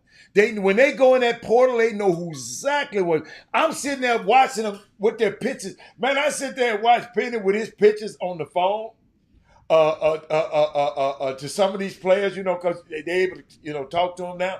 Man, I was saying, I wish I had me a day. Jimmy, wish I had me a year somewhere eligibility. Man, I just want to. If guy talking to me like this on the phone and this dude, man, I'm coming. I'm just telling you, I'm like Dion. I'm coming. I'm coming. So it's just unique, man. These brilliant minds. Let me tell y'all something. And I know y'all friends with a lot of these other guys. And I happen to be friends with these guys that's in the NBA and they coaching. And these guys just got a different mindset and a different skill set than other coaches. And it's okay. It ain't. I didn't say better. Notice I didn't say better. I said different. And I just love this fresh new energy of these former NBA players coming to this game. And our job, I keep trying to tell y'all, is to send them players instead of being jealous of them because they this and because they that. Send them some players. The same way you were sending them the Beard, the same way you were sending them to Krzyzewski, and Cal, I love Cal. Cal Perry, I got the same way how you made their families and their generations rich. Let's go make these other coaches the same way. I know people don't like me to say that, but that's just how the way I feel. What's up, Brad? I see you out there. Kevin Allen, I see you out there, buddy. The Silver Fox is snuck in here. But that's, I mean, it's unique out here, man, right now. Mamas and daddies, that first choice in schools, people are looking, I didn't notice, at your first choice in schools. I said, Robert, it give me pause. You might like the dude, but that first choice he made at a school, it made me think about why in the hell he go there. He said, so it give me pause. I don't know. I have to think about bringing that guy to my team. I said, wow, okay. Okay. Learn something new every day, Jimmy. What else you got, man? Final Fours, of course, the Final Four championship tonight, Yes. 8:20 tip-off time, a rather late tip-off time for as Central. So if you're on the East Coast, that's a 9:20 p.m. tip-off time for those people on the East Coast. Oh, okay. Okay. I thought you too. Okay. 8:20 Central time. Final Four, the first one in Houston was in 1971. And you guys I know many of you guys on the Chop Shop may definitely be aware of this, but it was funny because that Final Four was not without a black eye, two of them to be exact. It was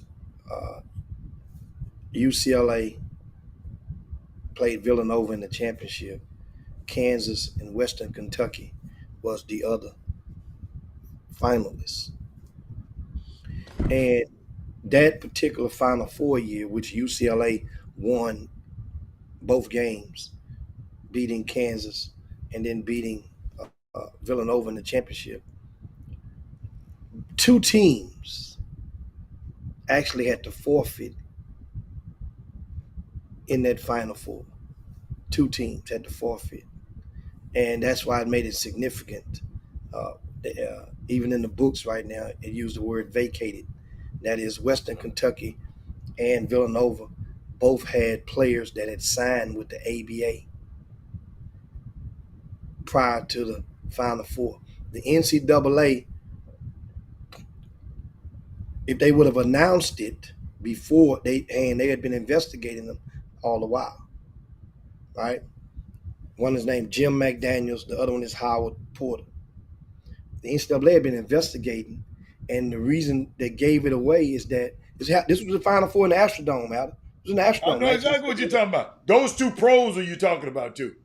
And they signed already with the ABA. Yeah, yeah. Mm-hmm. And they both denied it at the time. They came back and said, admitted, but they found the proof that they both had signed, which made their teams forfeit. Mm-hmm. Well,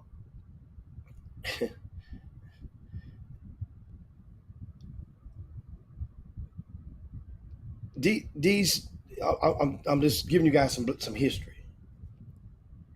These two teams, of course, the UConn, Villanova was the dark horse, and they was like, I guess, the FAU of the bunch that year. So this guy signed, and he says later on, Mr. Porter, that hell, I signed, because I didn't have no idea. I didn't think we can go that far. So we'd be good to go. No blood, no foul. But that was it's a thing that for history, look back on it. The Final Four was actually a Final Two, and that particular year, and that was 1971. And when I say the NCAA gave it away because they didn't know presentation. That's the only Final Four in the history of Final Fours that there was no presentation after the champions had won. Meaning that they got like you do the confetti now, there was no presentation. So that means for the NCAA to not give a presentation of awards, that means they knew that they were going to drop the hammer in the upcoming days.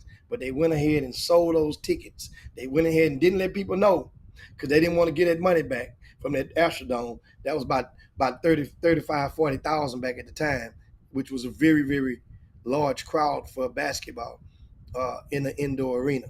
So I just want to get that piece of. That was good. I saw that on TV the other night. It was Channel 11. Yeah, it was a unique story.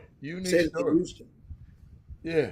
And Jimmy, just in case, because we talked about it on the show last week, people was doing a little, all that old, listening to them tabloids, and I was just trying to tell people to slow down and wait because of till the right information come out. Andrew Wiggins' dad, Mitchell Wiggins, Andrew Wiggins' dad used to play he's been gravely, gravely ill. And that's why he's been away from the team. people was talking about it. His baby mama's wife had the baby by his best friend. All that old tabloid stuff, man. The man been dealing with his dad, man, and just unbelievable situation. But he will be at the Golden State game. I think in the next couple of days he'll be at one of the games. I don't know if he's gonna play, but he's gonna be back with the team. So to all you people, you tabloid hunters and stuff like that, man. That's why I told y'all to hold your judgments until you get the real story. They was very under wraps about that stuff, but Mitchell Riggins, I know for a fact he is sick because I know. Matter of fact, I was with one of his teammates this weekend, and so I kind of knew a little bit more about it. But just wanted to share that with y'all, and watch that clickbait you be listening to, and Jimmy. So you got something else before we get out of here? We got there's another nugget I had for you guys. Also, over the weekend, USA Basketball held their I saw some of the kids at the game, Jimmy. Their mini camp. Yeah, okay. And I saw some of the kids at the game this weekend, and at Booker T. Washington High School. So HISD got a chance to host that this big time, and that was reason is being because that location was centralized and is pretty free of traffic getting to and from Booker T. Washington High School. For a lot of the,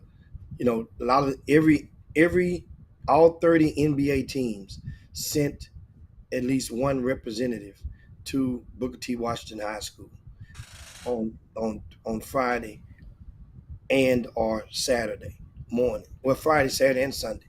Friday, Saturday, and Sunday. They started on Thursday. NBA guys couldn't come out until Friday onward. That was about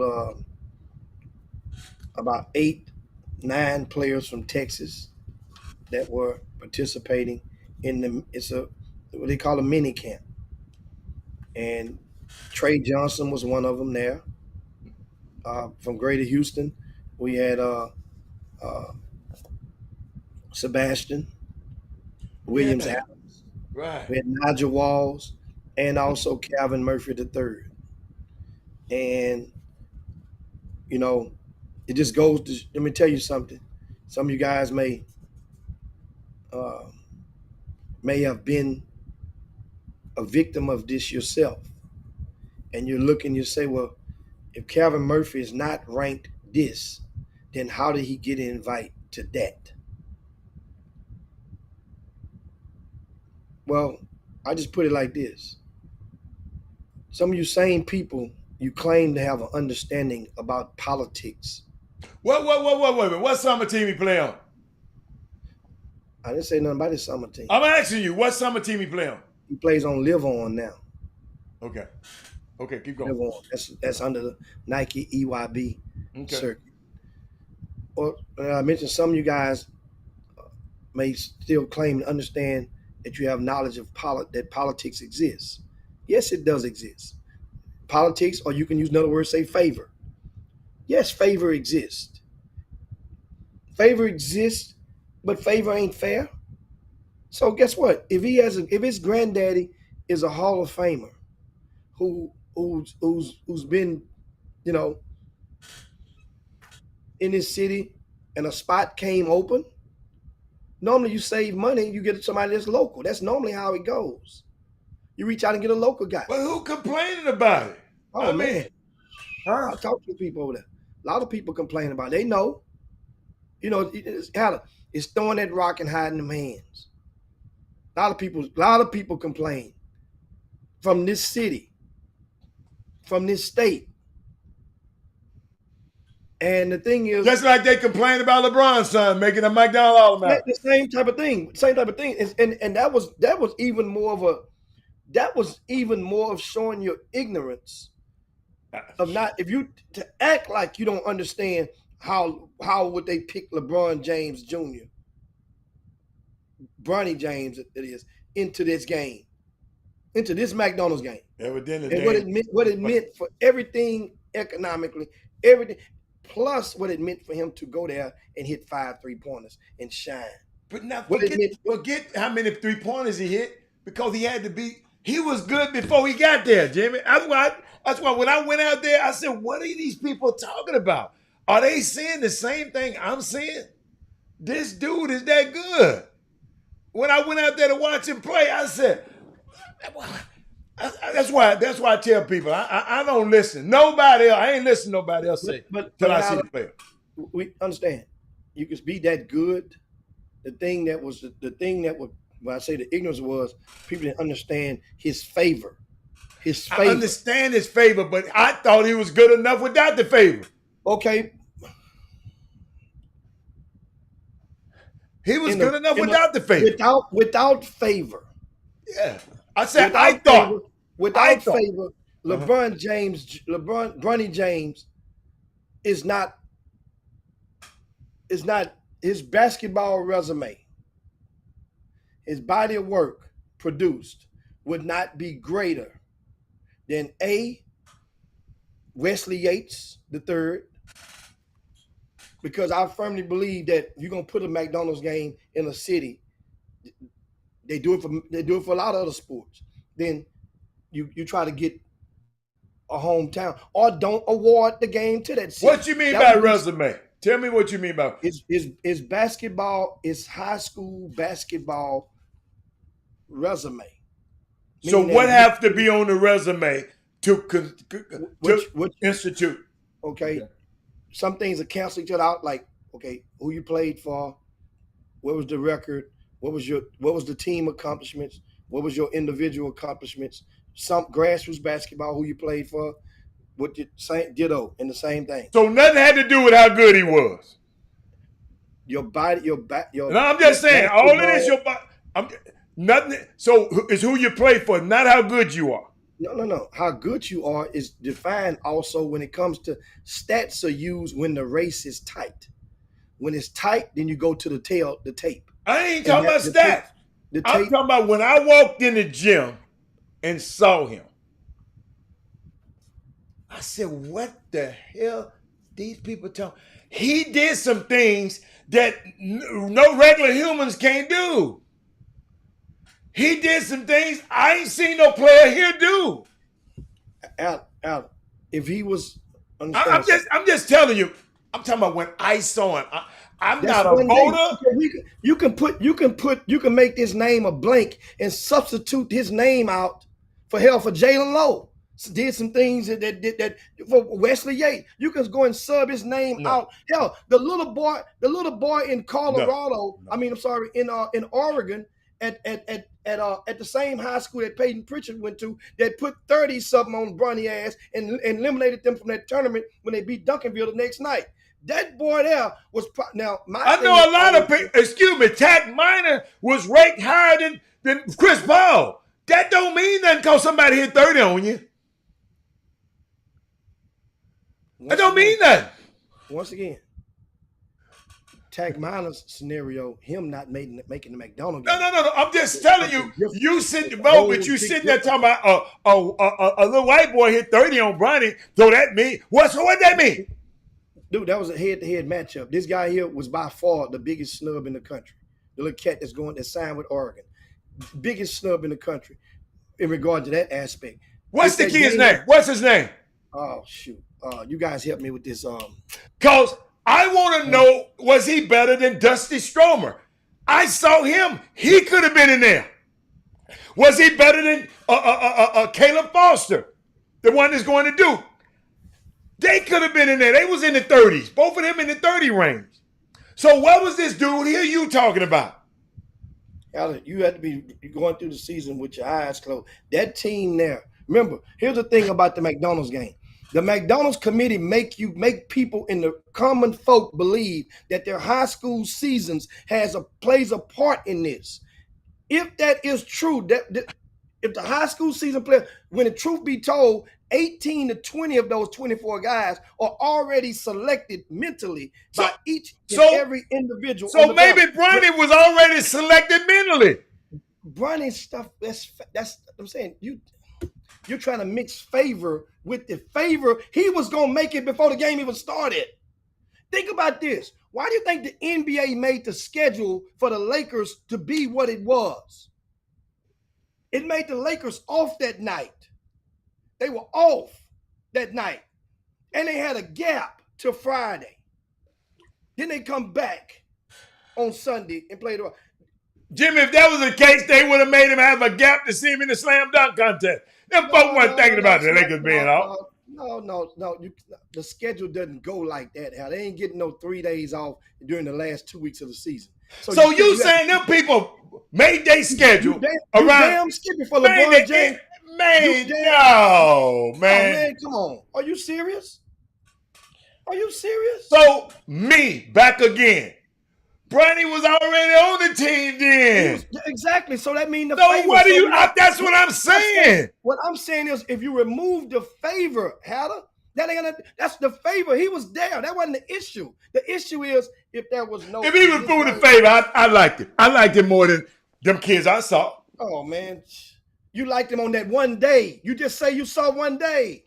There are other people out there. No. Excuse me. No. In person. I've seen a million times on TV. Sierra Canyon came on TV. I've been watching every game that Ashton, excuse me, Jimmy, let me get you to understand. I watched every game that Ashton Hardaway played in this game. Guess who's on his team? Take one guess. Who's on his team? That's Sierra. LeBron James, right? LeBron James Jr., right? So I've watched all the games. I saw him in person. In person, it makes me understand better. That's all I said. In person, it submitted other these other coaches. I'm watching him on the games, and everybody talking about, he ain't this. I'm listening to all y'all talking about what he ain't. Then I went to see this kid in person, and I said, who can contort their body and kiss the ball off with their... can jump this house. Everybody can't do that. When I said, I did not know this boy was that athletic. Athletic means something at the next level. Athletic and can shoot the ball means something at the next level. Being able to be composed the way he is, that means something. Alan, let me tell you something. You won't find a person in the country that would look you in the eyes and tell you that if this boy name was John Doe, that he would have made the McDonald game with that same athletic description you just brought. He would not have made it. Wouldn't even been in the. And let me tell you something. You and the rest of them motherfuckers in the country, I don't care what y'all say. I go by what I say. But you ain't on the committee. I don't. That's right. But I'm going by. But guess what? I got an opinion just like you have. If his name was not, I think it's some clowns on the damn committee. How about that? We all in one big ass circle. Okay, but I'm just saying, I think it's some clowns on the committee. That means, understand, if we in one big circus and it's a room full of clowns, know what that means? Everybody loves the clown. Everybody don't like everybody don't love the clown in the circus. Everybody don't like the clown. Yeah. Except for the guy that when he poured the water on you, like at the Globetrotters or something. All I'm saying is, you saying Jimmy, if you should know me by now. If everybody in the country say, I don't want, listen, I'm gonna help you out. If all of y'all, hold up, if all of y'all talking about y'all going to heaven, I'd rather go to hell instead of follow all y'all ass to heaven. How about that? How about that? Those people, once again, there ain't nobody out there gonna look you in the eyes and tell anybody that if this kid's name was not LeBron James. Maybe we need some more people on the committee. No, that's it. Don't work like that. Dude. I didn't say it worked like that. I'm just saying maybe. By the way, go Google this name. Jackson Shelstead. Go Google that name. That's the name of the young man that I'm talking about. Jackson, Shelstead. Okay, I'll Google that name. Okay, and that's what I'm saying. If I said as far as what was he ranked? What was he ranked in ESPN? You just say you don't give a damn about I'm just asking, what was he ranked in the ESPN poll? I know what Brandon was ranked. What was he ranked? What was Brandon ranked before the last 2 weeks before the McDonald's game? Talking about he was behind Caleb Foster and Dusty Stromer, and he went ahead of him. He was. But don't answer a question with a question. Where was this boy? I can't still don't even pronounce his name. Just going to Oregon. Dude, the kid understands something. So why didn't y'all wait a minute, why didn't your friends put him on? Because while that tournament was going on, you also had 2 or 3 other big high school tournaments going on during that Christmas, during that December span, and they wasn't there in person, what I honestly believe. And a lot of those times a guy like to be there in person before giving them their vote of confidence on something that big. Somebody had to be the last man out. And Bronny occupied that spot. This boy right here, what he did this season, what he did this high school season, playing on a team where the tallest man was 6'4". Their tallest boy is 6'4". 3 of those dudes played football, Division I football signees. I think one of them going to Michigan State. And for him to do that, what he did this high school season, to have that team, it reminded me of Jawan McClellan. Where you see him, Jimmy? They told you about it, Coach. Where you see him, man? So you around there bragging about it. I'm just trying to, you put your eyes on it? Are you just going by this one little thing right here? Understand something, Hal. It's like this. If I trust you and you go see something and you come back and tell me what you saw, if I trust you, I'm going to trust that to be true. Well, I don't trust none of them McDonald's guys. If Penny Hardaway came and tell you that a kid out there can play and you love him, it ain't nowhere in the hell you going to sit there and look at me and tell me. Oh, shit. Whoa. Hold up. I beg to differ. He got some dudes on that team that I didn't want. No, I say if he tells you, not who he got. Hell no. Hell no. No, Jimmy, me and him disagree. I'm telling you, boy, you just don't know. I said, man, we can't play to me. That's my favorite word. Y'all should know. I'm gonna say that. I guess I'm just different. I look for stuff different. Penny got a different eye from me. Even I don't like nobody to tell me who good. I repeat that. I don't like nobody just to have to go check him out. Don't tell me how good he is. Just Rob, this the guy to look for. Because y'all got to realize, I try to tell y'all.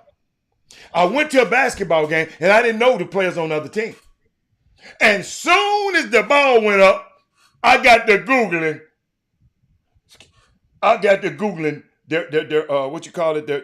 their roster. I'm saying, who is this? Wow, okay. Who is this? Wow, okay. I forgot about Percy Miller. I had forgot about that. I didn't know he came off the bench. I didn't even know that was him. Because I ain't never seen him play. And then he played in this game. And then I saw Dusty Stromer. Then I saw Caleb Foster. Y'all got to realize I'm seeing these games. Ain't nobody came and said, I trust somebody's eyes. I just came and said, what the hell? How come ain't nobody? And then I looked up. They ranked 30-something. One ranked 30 this and one make 30-something. And the reason they was getting at Bronny's ass, I found out after the game, because they felt for Bronny made the game. They lift Bronny ahead of them. That's what one of these trap games or whatever y'all call them. I just happened to walk in, didn't know what the hell was going on, and saw a basketball game. So that's when I saw him. I just liked him. I don't like Jim. I ain't gonna lie. That's your job to trust them people. It ain't my job to trust nobody. It's my job to see the person for myself, and that's all. That's all. See, he ranked 36. Okay. See, so he's in that range. He was in that same range, and I think all of them the same. Because if y'all had saw Dusty Stromer this night, you would have said Gonzaga. He gonna start the first day he get to the Gonzaga. Y'all got to realize now, Jimmy, when they announced the starting lineup, the loudest ovation came for Dusty Stromer. I thought it was because he was the only white boy on the team. I promise you, I thought they just hollering for him because he was the only white. And he come out there, coming across half court, just like I said, whoa, who is that? But that's all I'm saying, man. You good at trusting people. I just can't trust nobody. I want to know. I want to see myself. That's all. And it's okay. I don't mind you trusting people, but don't get mad at me because I got to see by myself. Y'all act like it's your way out of the highway. No, it's more than one way to do this thing. I just like to see for myself. That's all. That's all. Oh yeah, that ain't no problem. In due time, you get to see. I'm gonna see it. Time. Jackson, what's shell stand? Yeah, man. I'm understanding. See, the thing that grows inside of me on this part is that the McDonald's game. There are so many people out there that every year you hear the same song. People will say, "Man, how come this guy didn't make? How come that guy didn't make? Man, he killing right now in his high school." And I'm like, well, you got to come back now and try to explain to them something that don't really make sense. This McDonald's game, remember, the McDonald's All-American game was established back in 1978 for boys, 2002 for girls, and when they established it, it wasn't the AAU of basketball prominence of what we've grown and been accustomed to seeing by no form or fashion. Hell, certain states like Texas could not even travel. The players could not even travel and play in those All-Star games. Until Greg Kite. Until 1979. Mm-hmm. Well, in understanding now, you move forward and you see it's made back then. It was geared on the high school season. It was centered around what you did at your high school season primarily. It shifted along the years to primarily what you do outside of your high school season. As I said before, 18 to 20 on the average. I say 18 to 20 on the average are already earmarked by each voter by the time Labor Day comes around. By the time you get to Labor Day, each voter know, okay, I only got 6 spots to fill. I know my 18. It's no-brainers.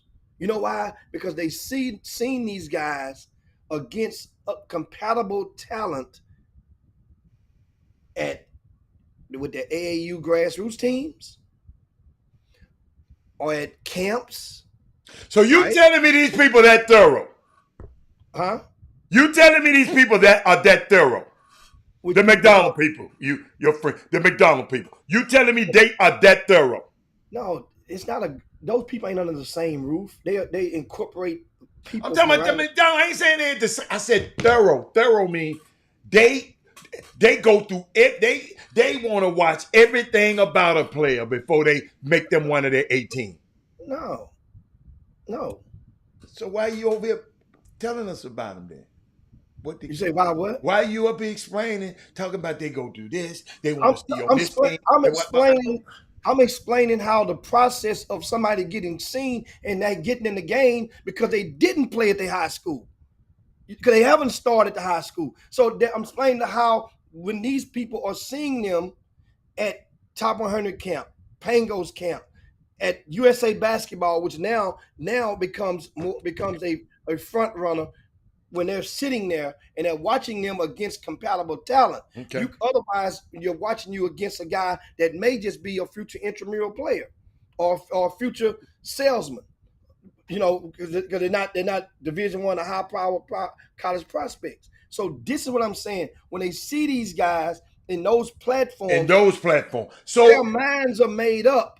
So at the USA Basketball, who only gets certain select people. Because they said they want to make up a proper team. You got to have a certain... So that's where the pool come from, you're saying? No, USA Basketball in recent years, they just started this format of mini camps out of like that, like they do now with this many of them. They've done it back in 2003 or 2004. 2004, so it's a pool to where... Hold up, now, hit me. So USA Basketball, from what you just said, and I might have took you wrong, is a pool from where the McDonald's they draw from. That's a well that they go from, right? From USA Basketball. Well, it's vice versa. Vice versa. What you said. You said USA Basketball is a pool. Is it a pool from where the McDonald's can draw from? That's what I'm talking about. That's one of their grounds because they seeing guys go against other top guys. They ain't seeing guys going against. Yes. Yeah, absolutely is what I'm saying. That's one of D. That's not D. That's one of the measuring modules that you can easily use and get to see a lot of stuff in one route. I'm with that. So, but I don't like the is, selections of the USA basketball because it's political too, Jimmy. Everything has favor. That's what I'm saying. So if you everything has a little bit of that in it. So why did people get mad at Bronny being in the game? Nobody got yes, it was. And people I came on here talking about, man, Bronny shouldn't have been in it. Man, Bronny should have been. Because there were people that didn't understand. Even if you just said, this little white boy told Bronny a new asshole. He should have been in there. I said the snub. That didn't mean you take Bronny's spot. That means he should have been in there if you are basing it on what your principles were built on. The principles of the McDonald's game, it included a component of your high school season. This team was number 1 in the country after winning those 2 games out. They were vaulted up. So if you're number 1 in the country, that helps too. They go look them up. No, I'm asking you. I ain't finna look nothing else up. They were vaulted up to number 1 in the country. Particular weekend. Dude, that's a hot mess going on over there, man. I know that's you to me. You ain't got to defend them. You act like your ass ain't Mr. USA basketball, and you ain't Mr. McDonald. Why don't get sensitive? I'm just telling you, it just seemed like a load of mess to me. That's all. I'm not talking about you. I'm not talking about your acumen. I'm talking about the people who actually makes the decisions. I'm watching how USA basketball over the last 10 years, and I'm watching who they pick and how they pick and who they pick and how they pick, and the McDonald's is the same thing. That's all. If you're trying to say it's politics and be like, it's whoever these group of ass people want in this game, I want to use it. That's who's gonna be there. So, hey, y'all, don't be out here unless you just 7 foot and you're like Luka or something like that. You won't be able to get in, man. He just said 18 people are already, like probably next year, they already know who 18 people are. Well, no, by the time September the 1st, or Labor Day comes around, about 18 of those guys on the average, 16, 18, of those voters, they will already know those guys. They will already be done. So I want people to understand. I ain't arguing with Jimmy. Y'all got to understand. It's the system. And I just want y'all to understand. That's why I don't get mad at the system. Because I know, to me, I know what's going on. I've seen it, man. And then they come and tell me, well, Robert, he just wasn't the right fit for USA basketball. So, and I know USA basketball, if they're smart, is a great proving game. Because supposedly some of the best players are at USA basketball. So if I was McDonald, I would go and look at that pool. But then if that pool's tainted by politics, maybe some of them guys in USA basketball might not be that damn good. Most of them are, but maybe some of them are. Coach, you just said it's politics. So a lot of this stuff just politics. And that's why I tell these people, USA basketball doesn't have a panel of 20 voters to get people into their trials. So that's a big difference. Okay. It's a big difference. What do they have? What's their selection? Maybe 5. USA basketball? Oh, my. That's it. So that's worse. No, I mean, it ain't. No, see, you're saying, no, quit defending it. To me, it's worse, Jimmy, not to you. No. It could be better because that means now one person, his vote can be offset if it's 20 people by the other person voting for somebody else. If you got to favor, I don't need to favor, but for 3 people, if it's only 5 voters, Adam. So 5 people. You need, if it's 20, you need to favor 11. Hold up. 5 people choose USA basketball. That's what you're telling me. 5 people. Oh my God. Hotmess.com. Well, I rest my case. Thank you, Jimmy. Thank you. I rest my case. Guess what? The team, they hadn't lost since their inception. They started kicking ass. And guess what? They building with. Guess what? Hey, y'all, I'm going to reiterate this. Ain't a McDonald All-American playing in the Final Four, and ain't now one of them in the game tonight. So, parents, don't get mad. Don't get mad, y'all. if y'all ain't in that game. But guess what? Guess what? This is still is a carrot that people let continue to chase around the track. Yes, I'm trying Chris to keep him Johnson, from chasing Chris Jimmy. Johnson I ain't mind him chasing it. He leaves Elkins to take his ass to Montverde, thinking it because to boost his stock up to go in the McDonald game. Chris Johnson was signed with Kansas before they ever played their first game, so he was going to Kansas regardless. So why did they do him like that? So, and at the end of the season, they just played the other day in the Geico. Why did they do? He wasn't even in the starting lineup. Why did they do him like that? They did him like that. Why? I'm talking about. That's what he moved out of town to do, right? To be a McDonald. That was one of the nuggets. One of the nuggets was to boost your stock and get into and become that become part of that coveted fraternity of high school basketball players. That was one of the. I got you. And my thing is, okay, so if that was a nugget, it don't always. Jacob Cole was another one. Mm-hmm. His team, Link, won. Jacob Cole hardly played. He hardly played. But he been hurt, player. No. He's back, Howder. And he hardly played on the team? Hardly played. Hardly played. So you mean it was some players that much better at this school? They won first place now. They're good. Link. Good. Well, he good. Jacob Cole is good. He was one of the best we had. And that was one of the reasons was two things. One of the nuggets. Well, we go there, boost the stock, get the McDonald game. Remember, he signed with Oklahoma before the season even started. But then the second reason was, here's the second thing they say. They'll say, well, if we go to these schools, okay, then we get to practice against future pros every day. Okay, I like that. That was what we heard from JVL Francis. I like that. Remember JVL Francis with the Montverde 3 years ago. I like that. And that was the thing. But here's my deal. I'm not mad at it. It just might sound agitated by the excuses. Because if you live in a city like Houston, most of those kids that we just named played up under the roof of John Lucas with his workouts, right? How many pros you going against with John Lucas then in those workouts? Oh, it was all pro. I'm laughing at Herb talking about the mislead. I can see if you live in Abbeville somewhere or Green Acres somewhere. But if you live in Houston and you're saying, well, I'm going to go to this high school because I get to play against pros every day, practice against future possible pros, then you got a guy that's holding them workouts in the off season, mind you, because that's when it's all fair versus fair. And he's putting you up against pros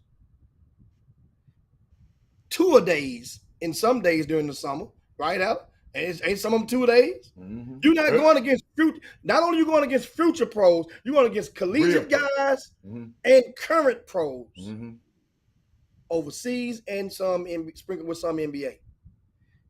And you saying you wanted me to believe that that's going to trump that. If you trying to insert yourself, and we can name the list, a long list of guys who made it by just sleeping their own bed. If you want to go, then go. But don't make it the excuse and try to sell the excuse. You went to go boost your stock for the McDonald game. You know why? They say, Howder, Houston is all effed up. It's all messed up. They don't support the kids like that there. Okay, so you went over there. Who the hell was talking about Jacob Cole and Chris Johnson in Florida in the last 2 weeks? Show me the ink. Shit I be talking about when I be telling people to pay attention. I'm not mad at you guys. Just get agitated by you try to sell the narrative that ain't there. You went, you tried to give it a shot. Great, man. It worked. It's good. You did that. Now own it now. It didn't work out like you thought it was. And that was the thing. Because Chris, Howder, looking at this high school basketball season, Beaumont United was Beaumont United. But I'll tell you one damn thing. Jacob Cole and Bel Air lineup this year, and they healthy, that's a good money bet. Yes, sir. That's a good money bet. I would have took that bet, not on bet. That's a good money bet. Now Elkins, that's a whole other thing. Elkins would have went further. Obviously. Yeah. That's a whole different thing. But that's Jacob Cole in that lineup, yeah. Yes, sir. good money back. They could have went to state. And see, I just want in the future, hey, families, y'all do what y'all want to do. But understand this stuff, you chasing that carrot, you might, and just maybe everything that you really wanted, you already have in this city. Quit letting these people, that's why I told the lady the other day, she broke my heart to tell me that Houston don't support their players. And I'm not even in some basketball. But I know every time I talk about, if I see something and I see something that I like, I'm gonna talk about it. So I don't know who's telling these people this, but these people got a stronghold over this community, and I just want all of y'all on this community, on this feed, when somebody say that stuff, man, make sure you say, well, they talk about them on the Chop Shop, so you's a damn lie. See, the problem is, Jim, I just think somehow Chop Shop folks be siding with these folks around here. We got some double knot spies out here. We got some spies out here. You're coming on the Chop Shop and get in because y'all know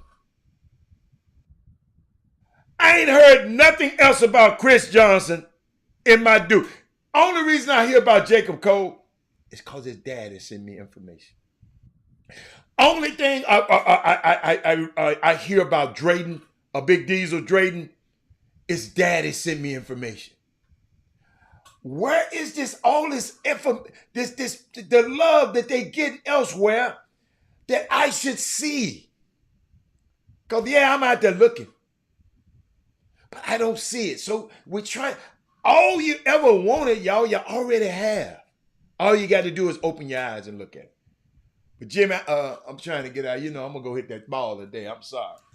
Yeah, man. But what we got? He said, I disagree about Jay Skill. He would have the ball in his hands like LeBron, not necessarily. No, Sheldon would have been bringing that ball up as well. Sheldon, like he did this year. Yeah. Sheldon Henderson would have been bringing that ball up, and that was one of the reasons why Jacob Cole wanted to get on as well.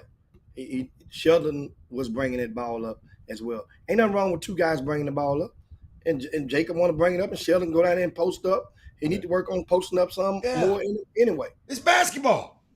But I do know one thing. Remember, Bel Air made it 3 rounds deep. Wow. Okay. That's all you saying. With a piece like Jacob Cole, you had a chance to go and win the state championship. Wait a minute. In Texas. You had a chance? Wait a minute, you would have had a chance? If you went 3 without him? That's all, man. I mean, y'all, parents, y'all do what y'all want to do now. Do what you want to do. I ain't no disclaimer, but think about all you ever wanted, you might already have. And all you got to do is open your eyes and see. That's all. What else you got, Jimmy, for us? Yeah, and last thing, I don't know, somebody asked if you did or didn't. You didn't, and we have to tackle that. Oh, I talked about Chelsea for 40 minutes. Danny Howard.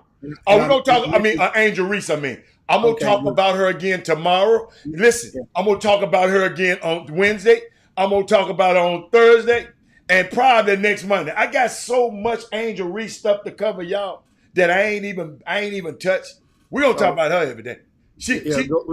We get off on that on tomorrow. Didn't want to make correction. Bel Air, they lost in the second round, not the third round. Okay. Lost by 1 point to Katie Jordan. By 1 point to Katie Jordan in the second round. A very beatable team. That is, that Katie Jordan team. So we want to, just get that out. My point, the point was, in case you guys missed it, as Hannah just said, I want to just reiterate, pay attention to those who leave the city and claiming about the love, the lack of love. I'm trying just about that's the moral of this. That's the thesis of this. Yes. Where is the show where they're getting the love Yeah. at the places that they went to? Send me I'm the telling link. you, I've been paying attention to this stuff. See, I haven't. Send me the link. So I want to know.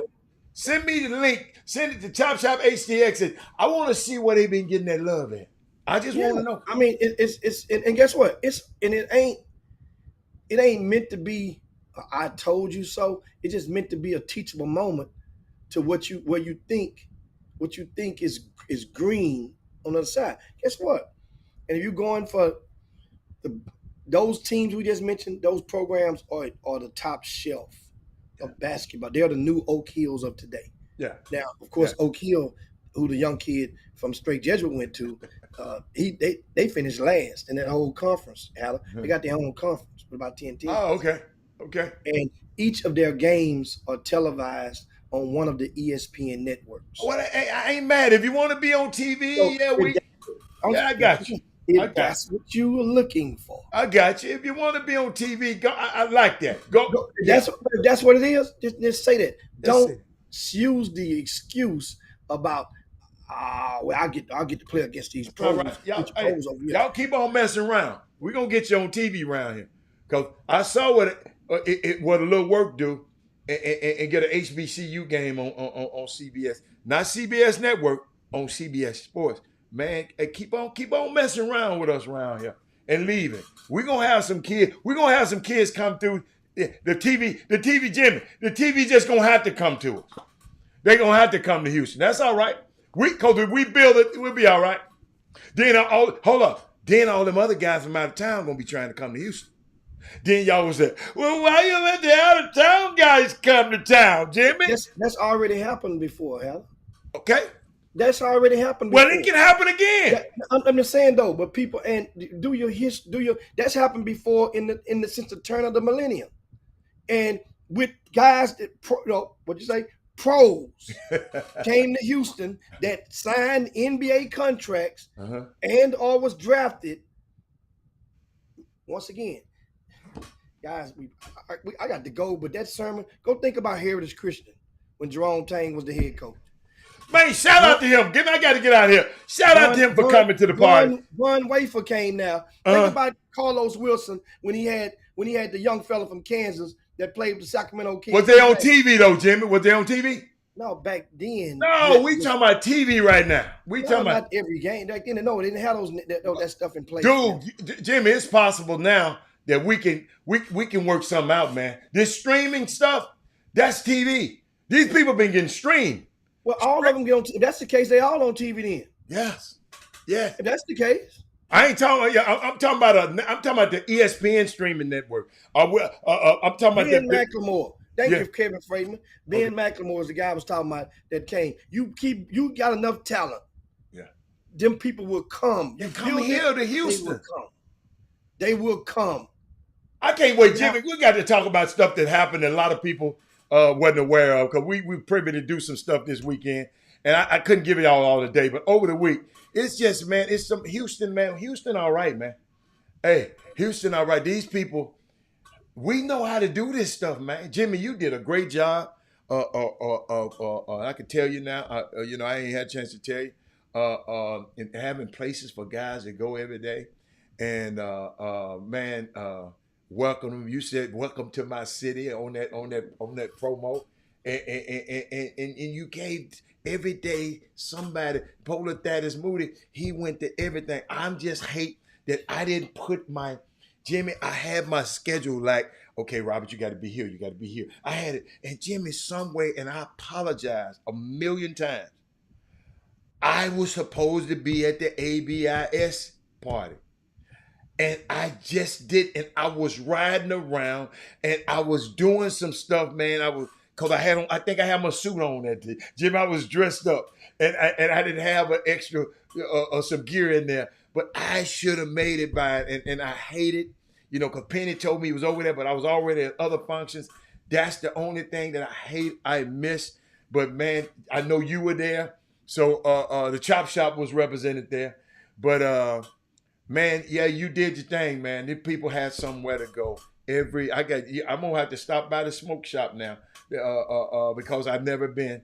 Y'all got to realize I don't go nowhere. But man, y'all, you, Alan Branch, and Chris Walker, I got to tell you to your face. I ain't told them yet, man. That first night, I had never had the rest of my experiences.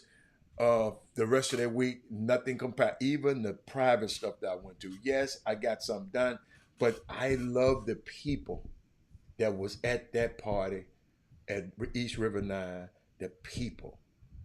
I mean, it was just the people. Seeing Jerry Stackhouse, seeing Jerome Tang, he's the hottest name in town.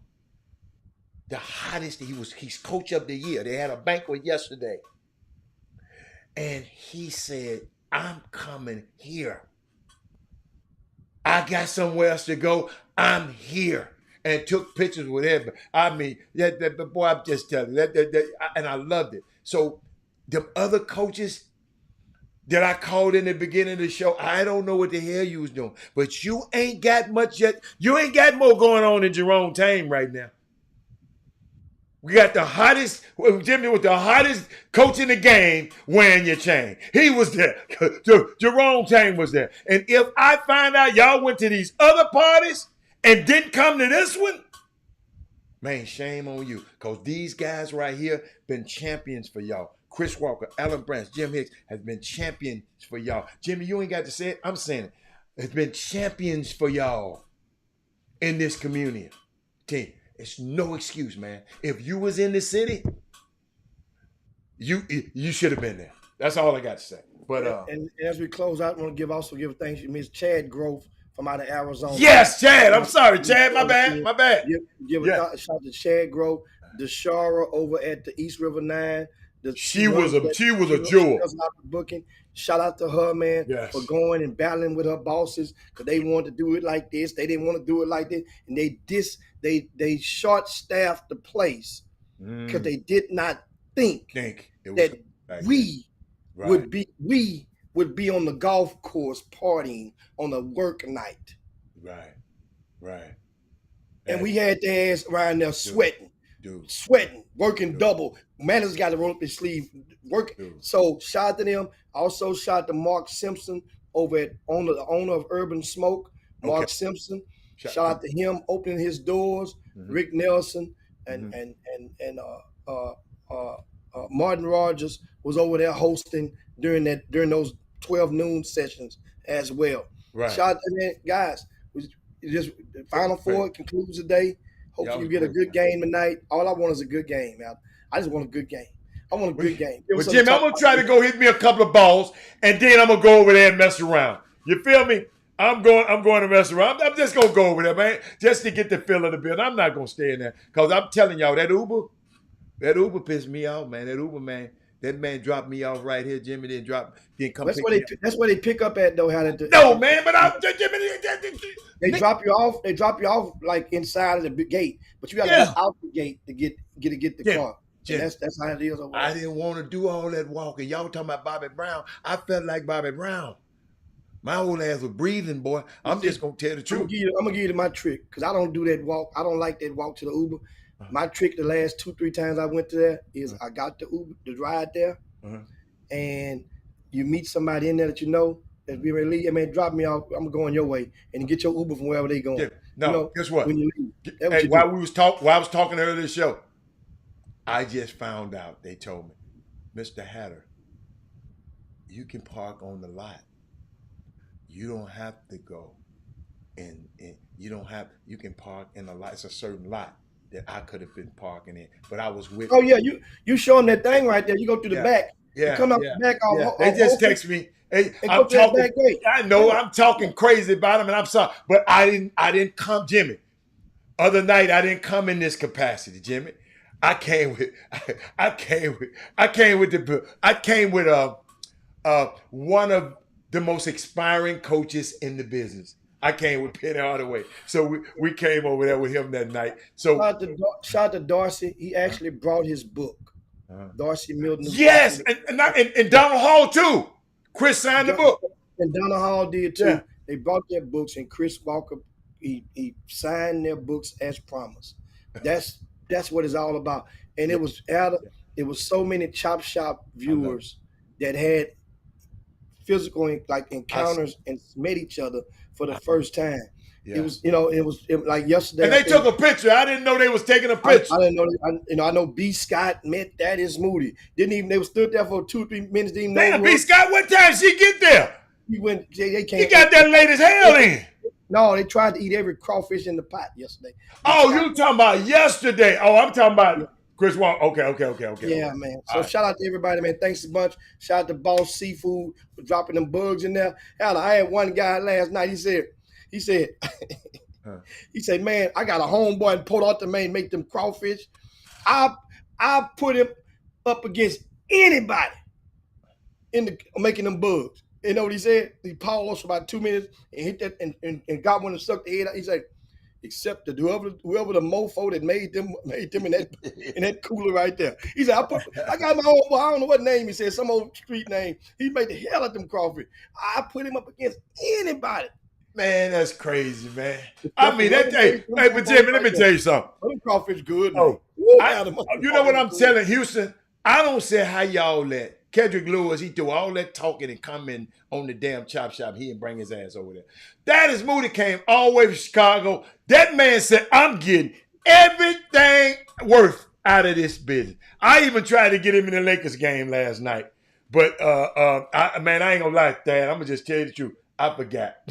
I forgot. Think about this. Thursday, you told me Thursday night was epic at the golf course. Yeah. But that Thursday happy hour, early that afternoon, Urban Smoke. Yeah. A intimate setting.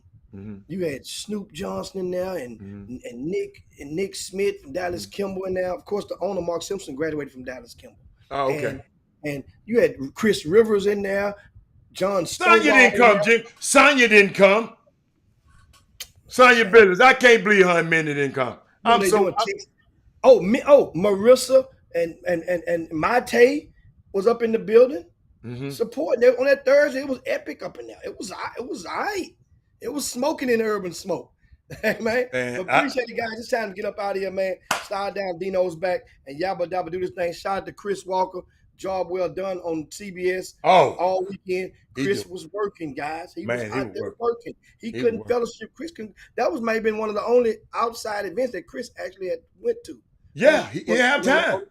Jimmy, do you know he left the HBCU game? He told me that. I didn't see it when I got there. I said, damn, I thought you was on the broadcast. No, he went, no. Yeah, he did the pregame. He did good on the pregame. Hold up, Jimmy, before I go, I got to get my boss. I got to talk about this one. Hold on. I got to do this. That was fun, wasn't it? Man, crazy. It was everything I thought it was going to be, man. It was a little.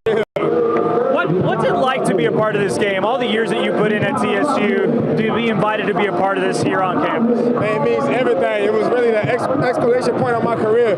Just being able to go out in front of my community like this, where I put so many years in and hard work in, and these fans deserve something of this magnitude, honestly. So I'm just happy for everybody involved. How do you sum up your time at TSU? 3 straight NCAA tournament appearances. I mean, that's pretty special. Legendary for sure. Like I say, this was a legendary year, a legendary 4 years I've been here. Me and Carl, JG, all y'all boys, we really did some stuff here, and I'm glad it ended here where it started at. That was fun, wasn't it? Man, crazy. I'm so glad I got a chance to meet them guys, man. Jimmy, I'm so glad, man. I'm so proud of you. Everybody who did not take advantage of those complimentary tickets for students, you need to be ashamed of yourself. Wow. You missed a historic moment. You had Jesse Jackson in the building, Ben Crump in the building. Yes. You had Sheila Jackson Lee, Mel Turner. Robert Hatter. Keep going. I mean, and they were here to show their physical support for history. The first ever HBCU All-Star Game held on a HBCU campus. Right. That is historic. That was powerful. It was powerful. So a lot of y'all didn't go because you didn't think that people would show up. And you wanted to be able to say, man, I knew I wasn't going to that. I knew it. I don't think that. Because some people told me it was sold out. They couldn't get in. Well, yeah. They pulled the tickets off the internet on Sunday. So that means everybody that tried to go and get tickets it was saying it was sold out. Oh. But and in reality, you could actually walk up and get some. Jimmy, did you see that line out there? No, People I trying to didn't get see in? it. No, I didn't. I got there at halftime. Oh, and yeah, so yeah, okay. I had to go down. I went down through the bottom because they had took the table from the top. But I'm guesstimating. I haven't get the official numbers. I'm guesstimating that the attendance was probably 5,800. No, Jim, it was more than that, Jim. Yeah, Yeah. it holds 8,000. Jimmy, you must have won. Well, it holds 7,500. You won, Jimmy. A lot of That them, Jimmy. I want to get the official because I'm thinking it was more than 70-some hundred because everybody was sitting in their seats. You didn't go upstairs. How everybody was just standing up around all the way around. Them bodies in the seat. And I could tell when the temperature, because it was freezing there at first. And when that temperature rose like that, I knew it was more people in there than that's interesting. I'm gonna call them and find out because I thought it was way more than $5,000. That is, and I said I thought it was 5,800, but I didn't think now I didn't go and look and see people standing on the rails. Didn't see that, so that factors in. Yeah, That is Moody said. They said it was 8,000. Okay, I'm telling you, Jimmy, it was. So do you know what that means? What that mean? That means if it ain't but 3 HBCU arenas in the country that has more seating than TSU, that means unless the Final Four is in those 3 cities, that record will stand. Oh yeah. You follow what I'm saying? Everybody got no building like that now. On the HBCU, and especially going to major cities anyway. Yeah, Florida A&M is one. Yeah. I think, did they say Howard is another one or something? I don't know how big Howard's place is. Howard place ain't that big. I've been in Howard.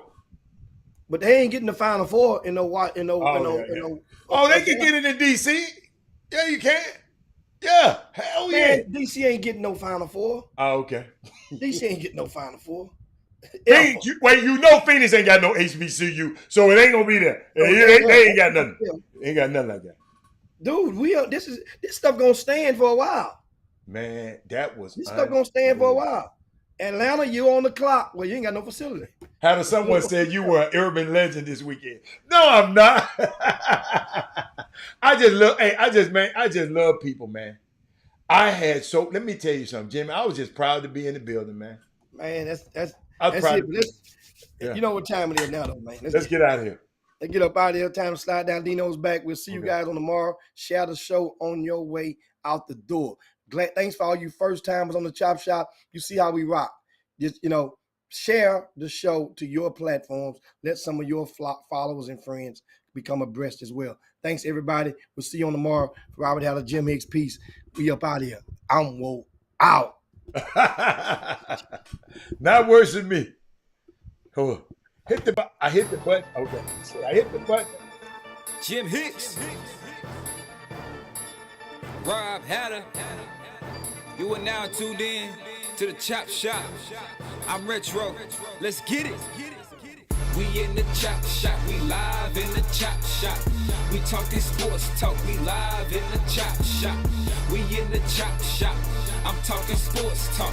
So turn your dials up. It's live in the Chop Shop. We in the Chop Shop. We